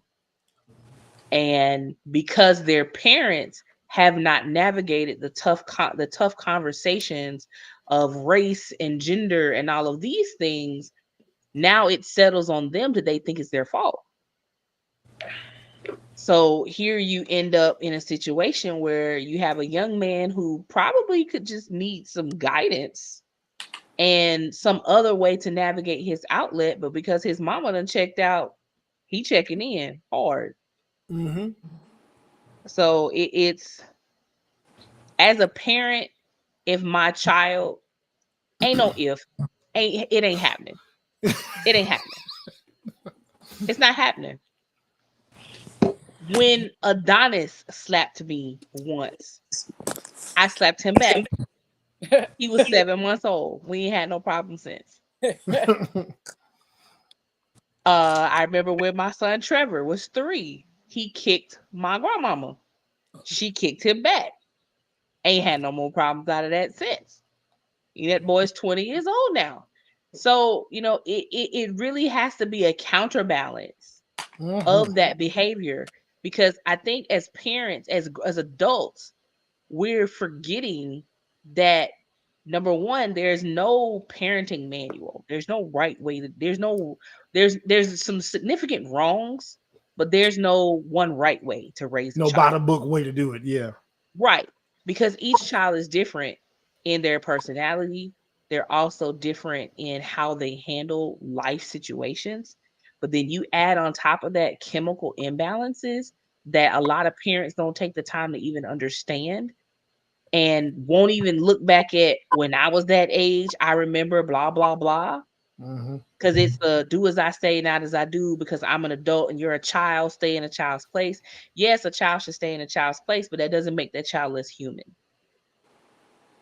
So I don't blame the kid for this, because the kid is only doing what he's been allowed to do. Mm-hmm. Man, you mentioned being slapped. You mentioned slapping or hitting kids back. Man, I remember. Mm-hmm. I remember I put my middle finger up at my grandma.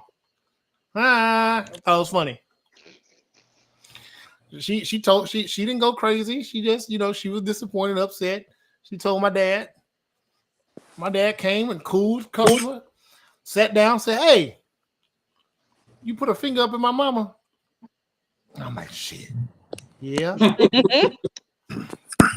He said, "Which finger you put up?"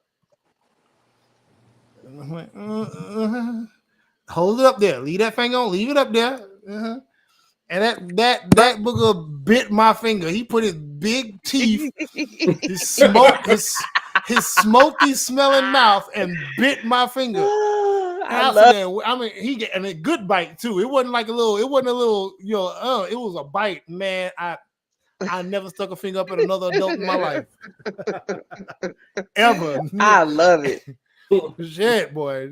Hey, got me right. And I was around that same age. It might have been 9 or 8 or somewhere 10, somewhere right there. Just when you get a little rebellion, a little extra energy going on, and you start trying some shit, yeah. Thought that man bit my phone off. Yeah, man, you didn't care. I love it. How you handle that, Sam? If you're a bystander, because I'm not gonna ask y'all what y'all would do if y'all were these parents. If you're a bystander, what do you do if you see this, Sam? There's some white folk, ain't it? Mind my business. I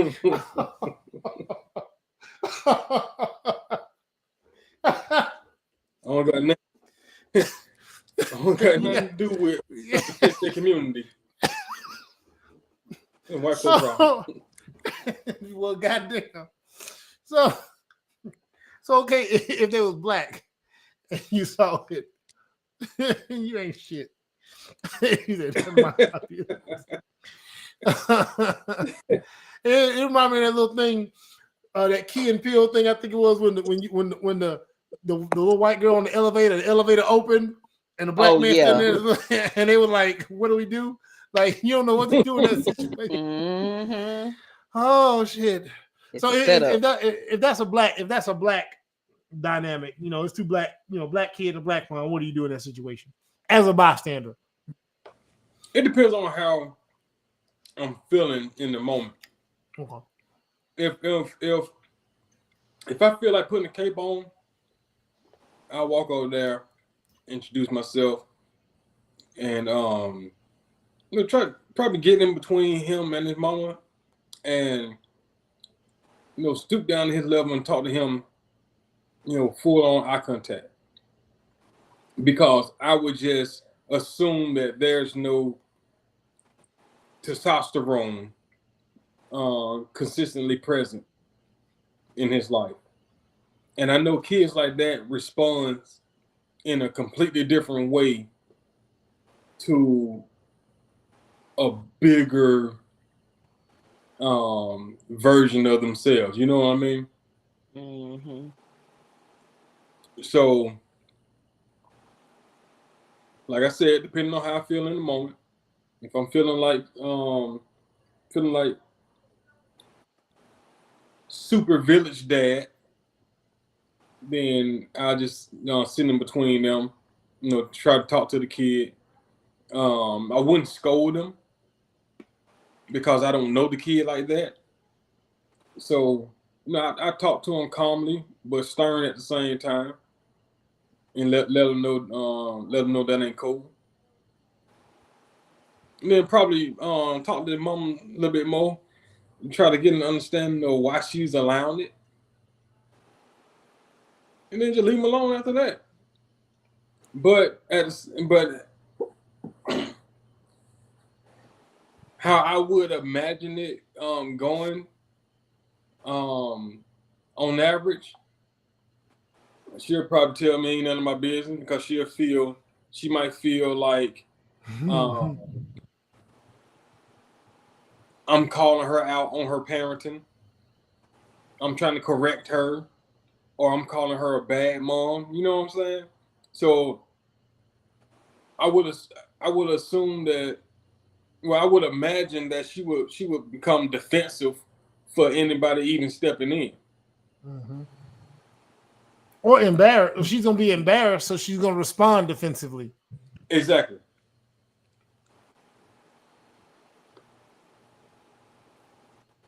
Goodness gracious. What about you, Casey? You witnessed this while you out and about. Do you intervene at all? Do you say something? You would have to read both of them. Like, is she? No. Because I feel like, now that I think about it, I would say you have to read and see if she's the kind of person who would receive the help. But no, if she let her kid get like that, that's an ongoing issue that's going to continue. So you stepping in is probably going to be more trouble for you in the end. Like, the police might end up getting called because you might have to punch her kid out after he tries to attack you. You know what I mean?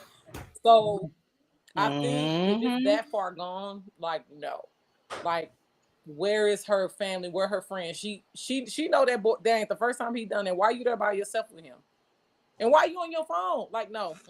Yeah, whoever's recording it. Yeah, because that little boy might turn around and he on the phone.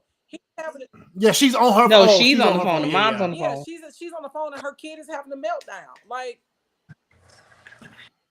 and the thing is, his behavior, how he looks like he somewhere between 8, 9, 10, somewhere, but he's acting like a 2-year-old. So this has been going on since he was born. So, no, I'm good. I would pick myself up and go sit somewhere else because he's disturbing my peace. I can't imagine if I walked over there and intervened and that little joker turned around and said, "Ha!" and hit me with the I don't know what like, cause you, Casey just said it. You know, he might turn around and go off on you, bro. Yeah. I'm probably gonna 300 kick that little boogie. He just, oh, and that's what For they do. you heard Yo. straight to the chest. Yeah, Right that's here, what they do, right 'cause here. they dare you. This- Like I'm doing this to my mama. You Look. think I respect you? No. Now, Oh man, when I worked in the school district, I would have, if I had to deal with that every day, then yeah, like I would have to approach it differently. Like I got to get into their heads, and 10 times out of 10 Right. it worked.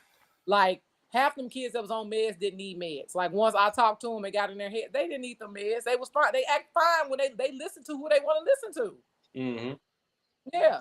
That's it. They Yeah, listen to and who all they it want to takes listen is to. they read your energy. They know you serious. They know you're not playing, but they know you're not trying to hurt them. You not, you know what I mean? But you cannot show weakness or fear or nothing, you know. But at the same time, you got to show like kindness. But I'll still put my foot in your ass, you know. Like you need to know that. I'm not gonna do it because I value my freedom, but they need to know this kind of person they dealing with, and they will respect that. And that's all they need.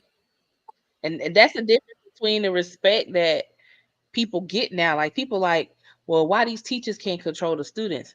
First of all, half the teachers that are teaching shouldn't be teaching. Let's just be honest. They have jobs. They ain't teaching. Because teaching requires a certain level of passion versus, girl, fill out that packet and then turn it in. We have a lot of the fill out packet type of teachers. So they're not even interested in creating respect in their classrooms because they really don't want that job. They just Have can't you find seen these nothing else. teachers on social media, how they can't spell and put sentences together? Like, how are you teaching? I don't understand it. Like, I have friends that are teachers, and I'll be like, who you It's teaching? crazy. You just spell that like that? Like, no. Yes, I mean. Right. So you got a whole lot of that going on. So you had, and then those teachers are also parents. So when people be like, "Oh, these kids built differently," they don't mind the teachers, they don't mind their mama, they don't mind their parents. No, their parents aren't making them mind, so they ain't minding nobody. So then it boils down to you have a bunch of kids who know who to play with and who not to play with. When I walk into the room with the teenagers that I work with, oh, y'all know y'all better straighten up. Miss Sheffy here. And I'm not even around often. I come around, a couple times a month. But they know if I'm there, I'm going to expect a certain level of discipline and respect. When I ain't there, they be running that teacher ragged because she don't demand it. And it's literally something you have to demand. It's no longer well, I'm the adult. You're supposed to respect me. Them kids is asking, but why? And if you don't have the disposition to command that respect, they're not gonna give it to you. Because I have the same issue with my daycare kids.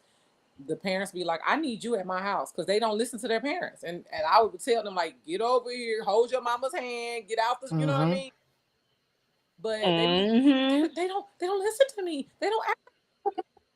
Like, how do you get them to listen to you? I tell them to listen. Like, this ain't rocket science, girl. Stop and you know what? negotiating with a 2-year-old. Honestly, y'all make a good point, because it's all about, basically, if you show up, and like you said, if you are a person that demands respect and kids know you ain't playing, I mean, even if the only weapon that you have is to get that child up out of your class because I'm not playing with you, that goes a long way. A kid keep getting put out of class, it's going to become a problem for them. It's not going to be a problem for you.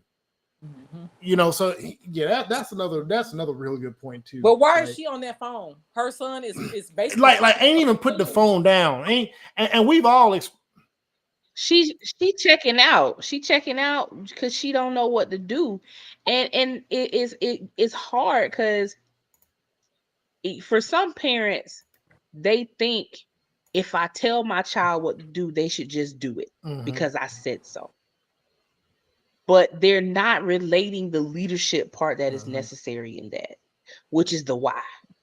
I'm teaching you how to be respectful so you can go out in the world and be an upstanding citizen. I'm teaching you how to mind adults because your elders are going to provide wisdom that you're going to need in your future versus do it because I said do it. That just doesn't fly anymore. It never really did, but back in the day, your parents was beating you, so you was scared. But now that we've eliminated, most parents have eliminated a lot of the violence that went into child rearing. Now we have Yeah, to be reasonable. Now that doesn't mean we reason with them. That means we're reasonable. And when you present a reasonable argument, anybody with a brain that works half decent is going to be like, you know what, that makes sense. And that kind of thing starts very young. Like I can tell Adonis, don't when he'll pick something off the floor, don't put that in your mouth. And he'll pause and he'll give it to me. Because my tone of voice has communicated to him that he's doing something dangerous. And his little brain, his little 1-year-old brain knows, oh, wait, I trust my mama. So if she's yelling at me not to do something, maybe I shouldn't do it. I don't necessarily understand why yet, but I also know she keeps me safe. And that's reason that's happening for a baby. So you get to like 4, 5, 6 years old, they're still reasoning, but people think, oh, well, they're a child. Children don't know nothing.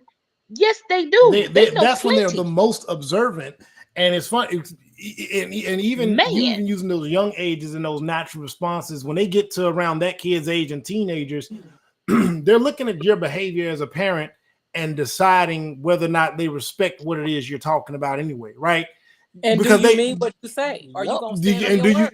Are you gonna stand on your word? Do you mean what you say? Do you do the thing that, like, do you abide by them same things? You know, you telling your kid, hey, don't drink up all that soda in there, and then every night your kid see soda sitting on your nightstand. You're like, hey, you need to clean your room, and every time the kid look up, you know, your room look a mess, or you keep your door. Like, kids observe and they wonder, why does this not apply to me? Like you said, you could use that, you the child, you do as I say for so long, but then it builds a lack of respect when you don't live by what you say. Yeah, I had that very thing happen with Miles, because he wants to stay up all night watching TV, and he sees me staying up all night watching TV. He's like, well, Mom, you get to do it. I said, son, I'm not staying up watching TV just to have fun. I'm doing homework. I'm washing dishes. I'm washing clothes. I'm making sure I got the money to buy you new clothes and shoes. I'm putting the calendar together for your baseball games, so your dad can be able to come. Like, I'm actually doing work. I'm not just sitting around watching TV. But he didn't understand that. Hell, it was explained to me when I was younger. I remember I was like, I mean, y'all adults get to stay up all the time. They were like, this is the only time we get to be up when y'all ain't around and loud and making noise. Our adult time is when y'all sleep. I said, well, goddamn, makes sense. It makes sense. I saw, look, me and Bree was in the grocery store yesterday, and I saw two boys. Them boys had to be maybe like 11 and 10 or 11 and 9. I said, woo, could you imagine 3 of them being in the grocery store? Because them little boys, they were. And that's how me and my brothers was. I was like, God, I need to call my dad and say, hey, appreciate it, bro. 3 of them, like, and we all 1 year behind each other. So everything was wrestling, fighting, karate. We karate everywhere. We karate in church. We karate in the grocery store. Everything was a match. Man. You know what I'm saying? So it's just like when spinning, doing ballerina moves. I said, yeah, the one cartwheel down the aisle. That was me. You know what I'm saying? I'm just like, man. So when it was time for them to get their chill time, they meant that shit. Like, hey, this is adult time. I get to sit down here and chill with my wife and don't gotta listen to y'all bumping upstairs. You know, like damn, all right, Pop. You know, it makes sense. But yeah, so yeah, they're like you said, being reasonable but not always reasoning with the kid. I like that. I absolutely like that. Yeah, but yeah, for that one, yeah, boy, you might have to vertically suplex that. I might have to practice a wrestling move on that little boy right there, because boy, I just got a feeling that. Yeah, it's an automatic DDT. Like, yeah, so he coming. We going off the top rope with him. We just gonna show him what time it is real quick. Straight zing, yes, Zanger from straight. Oh, you easily, like over there easily. Gotta get it. Cause ain't nobody can deal with that craziness. I truck my child. And all my boys are taller than me, and I don't care, baby. I'll climb you and knock you down. We good. What was you finna get ready to say, Frank? On down, because who you talking to? You doing that video of the little white boy in the detention center, and mom and dad was there, and the man said, He said, "What I tell you to tell?" He said, "You apologize to your parents right now." I apologize. He said, and what he said, what I tell you is gonna happen to you if you come back here. You gonna break me in half.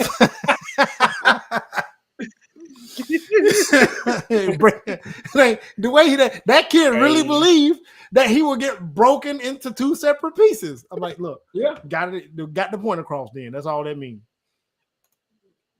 Man, look, like my son, he's been struggling in school mostly because he want to sit up on his devices all night. So I took all his devices, and he in the car falling asleep as I'm taking him to school.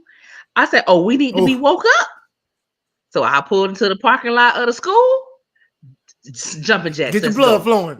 Get your blood flowing. Get some let's get some burpees. Right, let's get it together. Yeah, man. His teachers was like, "Whatever you said, he's perfect everything." Because he was embarrassed, and it hurt me that I had to embarrass him. But at the same time, I had been threatening it. So it's like, all right, well, mama, you got to stand on business. You told this boy you was coming up to this school to make him do jumping jacks. Had to do it. It hurt me, but had to get it done. Laughing at them little jokers, I do something like that. Anyway, all right. For the last one, we got when the last time we talked about child support?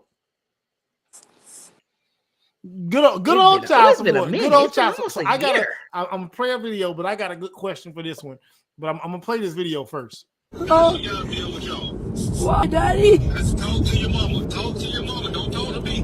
Talk to your mama. Same reason why your mama wanted more money and she told she wanted child support. And she think, I'm gonna continue to do for y'all.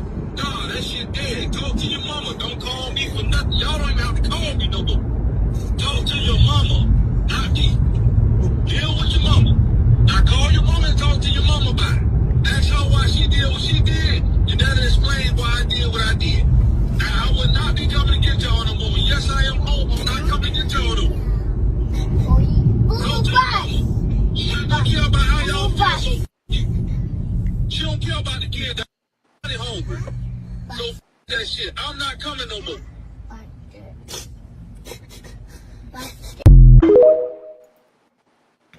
That is horrible, man. How should a father handle being put on child support if he don't feel it's justified? Because that ain't the way to go about it, man. You don't even put the kids in that shit at all. Like I've never even mentioned child support to my kids. They didn't know what it was until it wasn't even a thing no more. So if a man really feels that it's not justified for whatever reason, how should he go about that? For one, it's always justified if you made them kids. Simple as that. Well, I guess being put on it. I mean, yes, child support is justified, but I think the moment you get put on it, a lot of dudes feel like I was doing whatever, and then she just put me on for whatever. And let's be honest. Hold on.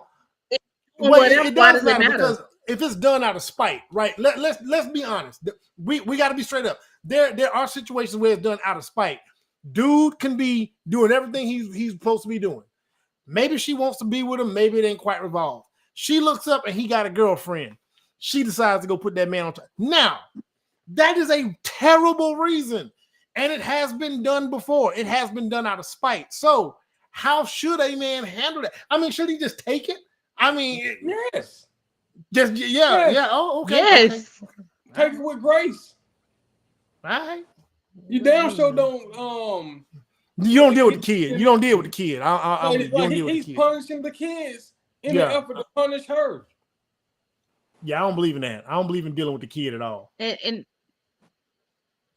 the other part of that is too, you have to factor in that if you're doing everything you're supposed to do, it shouldn't change anything. It really shouldn't be that much of a change. It might help you because you might have been doing more. Truth be told. So what it boils down to, this dude is upset that he's being held accountable. That's it. Because if you're doing everything you're supposed to do, even if she's doing it out of spite, nothing should change. That money, I think you're right. That money should be somewhere still in the vicinity of what it was you were doing. There's even been a few celebrities that have come out better because they were doing whatever the amount was, and then that woman decides she wanted to go get, and then the judge say, "Oh, this is what he was doing before," and you saying more than what he's been doing. Oh, okay. Well, this is what I'm gonna rule. So yeah, I can see that. I don't know if it's a matter of that man doing or not doing what he's supposed to be doing, but I know we've talked about it. I'm just like, man, I can't imagine how it would feel though if you are doing what you're supposed to be doing, and then all of a sudden there's a freedom that comes with knowing it's like paying your bills on time all the time, and then if all of a sudden somebody say, "Hey, we just finna go ahead and take that money every month out your pay," and you're like, "Hold on, I ain't never missed a payment." But that's not how child But support that's how actually it works, feels. though. The function, and I'm just saying, if you know you pay your mortgage on time every time on the first of that month, whenever you're supposed to, you do it without fail, and then all of a sudden you get this extraction that comes out automatically. You gonna feel a way about that, like you rent whatever. Yeah, I'm dealing with that right now. You gonna feel like, wait, I was doing what I was supposed to be doing. Now it's just being. I like to give freely.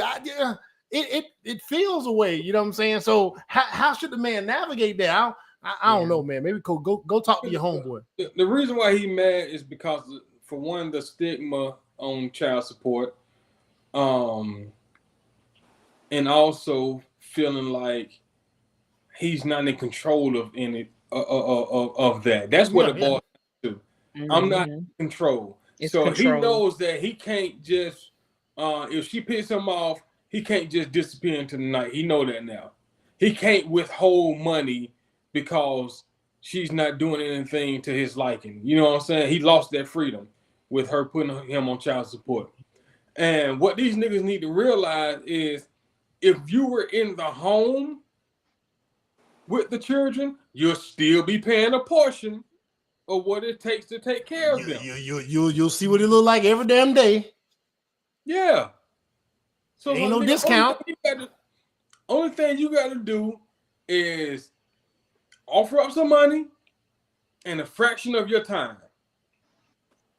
while she got to figure the rest out full time. But you mad? Like he hurt the children. Like niggas like that need to be castrated. That nigga don't deserve the privilege of having two balls that can make children. Take it all off. Make that nigga a eunuch. Unsullied. Yeah.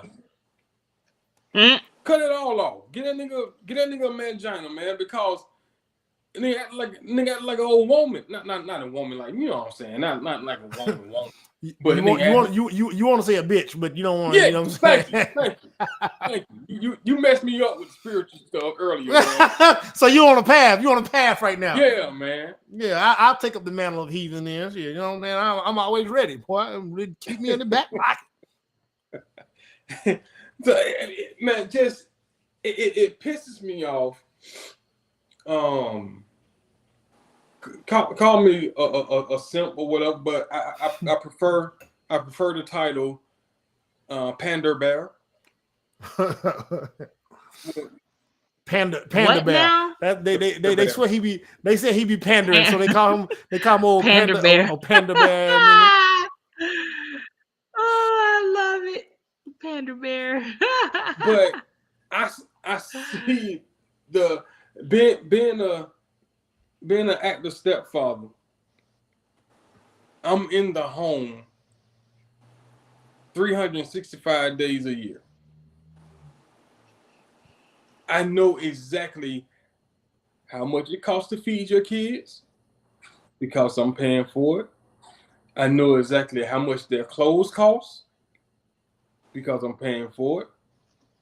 I know exactly how much extracurricular activities cost And I ain't talking about just financial. I'm talking about in time too. And time, boy. Because it's my time that I'm devoting towards it.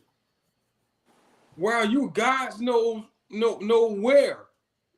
Don't know what state you living in now. But I'm here full time.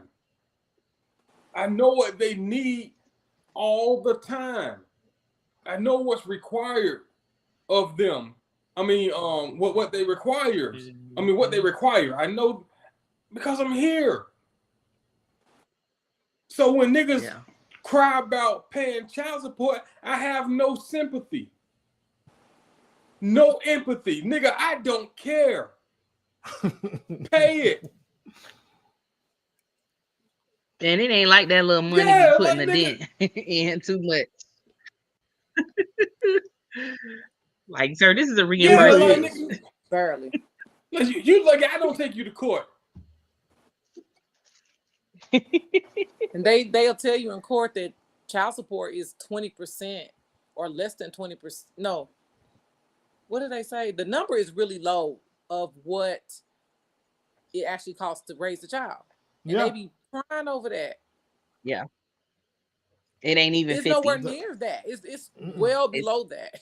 The only dudes that even get hit with something in the 50% ranges, you know, I guess this is why a lot of dudes in marriage feel some way, but you know, if you married and you got to deal with that custody thing and you got to move out and they got to separate houses and they look at those income, they look at that way different from the baby daddies that get put on. But even then, your earning, because divorce child support and baby daddy child support is a different thing.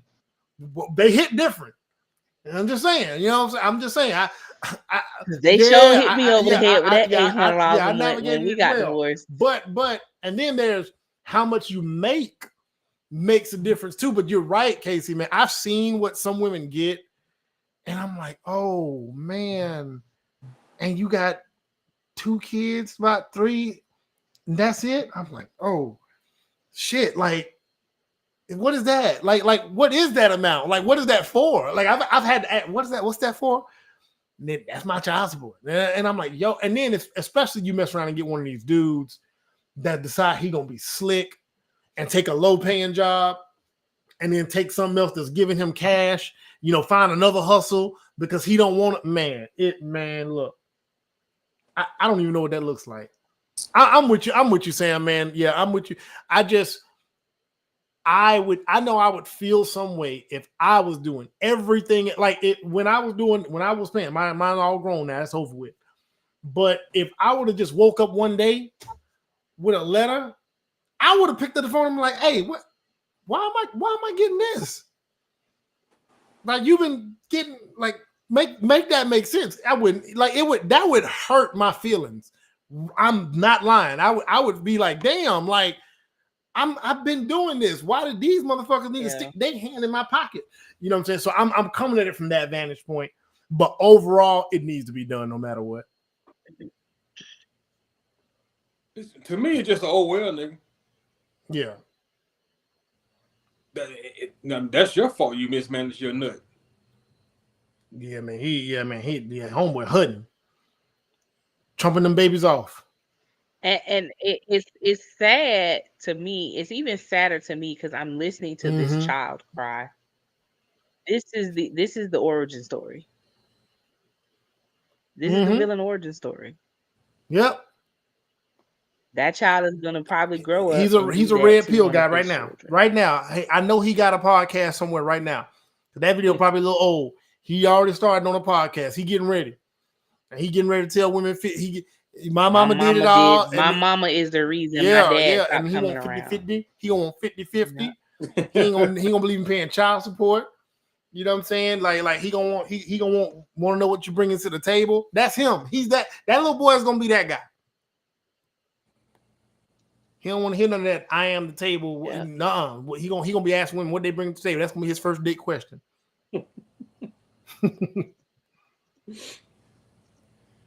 Yeah, but that man, that pissed me off, man, because children don't deserve that. Not at all. Right. He ain't got nothing to do with it. They literally are the bystanders. So But tell they your get mama, hit and I ain't coming over there no more. I ain't coming to get you. Like what? You know what I'm really hoping? I'm hoping that man had like that's one of the moments where he freaked out, and he gonna get a couple days to calm down, and he gonna circle back and have a serious, sincere, heartfelt apology with them kids. You know what I'm saying? Because, bro, I can't imagine. You know, parents have moments where they go off. Boy, I hope that's what that was, man. Because it can't possibly be worth it. None of what he said is gonna make a difference. It ain't gonna change the child support amount. Only thing he's done now is somewhat fractured his relationship with his own kids. Yeah, that's it.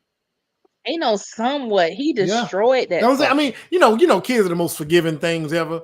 So I mean, if he come back and own it, but that's I'm hoping for a good end of that story because I hate to see that. Like man, I hope you had a bad day, brother, and that you gonna circle back, take care of your kids, and apologize to that baby man, and because that's horrible.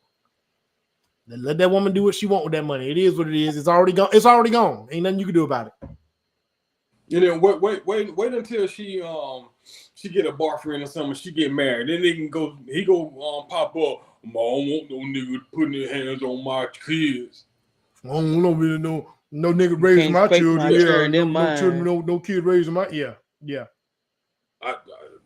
I need to meet him, see what kind of man he is. Like, nigga, shut the hell up.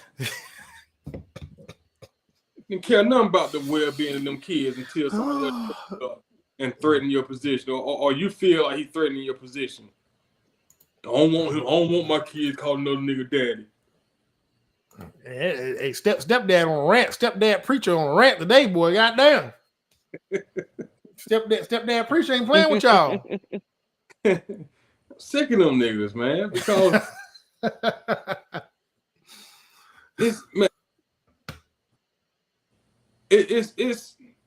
it's a few things in life that I take extremely serious, and my biggest fear is failing in those areas. Mm-hmm. And the first one is my faith. The second one is my position as a husband and my position as a father. Three main things I don't play with. So when I see niggas take for granted fatherhood, it pisses me off because the children has to be here. Like, nigga, you made them. Mm-hmm. Whether you agree. And probably was one of them niggas that convinced the woman that, hey, you probably had that conversation. I just want you to have my baby. Wasn't even talking about marriage, nigga. You probably baby boyed that woman, man. Mm-hmm. And now she had the baby, and look how you acting. Because you can't get on, like, man, this. Boy. Calm down, man. You got to go lift some weights tonight or something. Go to the weight room, nigga. Oh, man. Them niggas need to be rounded up, man. Because it's like, what? They're a waste of space. They're a waste of natural resources. Them niggas are purposeless, useless. Why are they still here? Round them up, get rid of them, and be done with it. I think this is worse than that dude who was glad his son died. Man, I saw that shit. That nigga, that was block off. Yeah. That was, you said what? Somebody should have knocked the block off, clean off his shoulders. You talking about the one that was celebrating his son being gone? Yeah. That was horrible, man. He said, now I don't got like child support got y'all that pressed out here in the street. Child he said child support, and he said, "Oh yeah," he said, "I ain't got no broke ass baby mama stressing me out and me on child support." I'm like, yo, like, bro, what? These niggas, they would spend their whole check entertaining their homeboys. but draw the line at taking care of their kids. Diddy and lube. They want to buy all the lube. They want to buy all the lube. I'll never hear them niggas complaining about buying the bottle. Never. For the homeboys. Or weed. buying some weed for the homeboy. Never hear them niggas complaining about their homeboy taking care of them niggas. You know what? Honestly, I can't even judge them because at the end of the day, You ever seen a grown man's booty queef? they just boys being boys. Booty queef. Booty queef. Booty queef. Boys being boys. Booty queef. Boys. That's what I feel about them. Booty queef. Booty queef. That's them niggas right there, man. Terrible. To give you an origin story about that song, they was making fun of Fresh and Fit for inviting the same type of women that they rag on all the time onto a party boat, and then and talking shit about the women, and then they said and it's a bunch of, then they start talking about it's a bunch of guys there just having a good time, and so there was a picture of a bunch of guys just dancing, turning up, and then they made this damn song making fun of. Yeah, the women did come, but the women didn't want to. They didn't want to interact with them. Like they literally just came for the alcohol, for the food, and they were trying to get the women to like talk like, "Hey, what's up?" And the women were just like, "Yeah, no, like yeah, like yeah." Them dudes, really. I mean, I don't even want to spend no time talking. Like them dudes. I mean, they made their millions though. Between then and now, they got their bag, they got their money up. But my goodness, man, every fan of them, there are men who should be ashamed to have ever supported them, to have ever sent a super chat, to have ever like tuned in and actually gave them a subscription. They should be ashamed. Y'all are part of the problem too. They are majorly a part of the problem. Anyway, man, that's all. I don't listen. Yeah, man. I ain't want to get into all that. Booty queef. That's the song. Anyway, y'all have a good night. We got another one next Wednesday. Yeah, we got another one next Wednesday. I'll be from my regular. No, next Wednesday. Yeah, and I'll be in my actual. See, I'm more organized when I'm in my little sanctuary. I got some stuff going on. I got to learn how to operate on the road a little bit better. It's coming together though. It's coming together. All right, y'all. You got your apartment up? Like 90%. 90% got it all together. So we'll see. But I ain't got the little podcast set up for that yet. So I'm trying to figure the on the road process out a little better. You should have just found your shipping container. Yeah, man. That's what she did. Yeah, man. A little shelter somewhere. Anyway, y'all have a good night. We'll be back next Wednesday. All right, y'all. Hey, Casey. All right. Hey. Bye, y'all.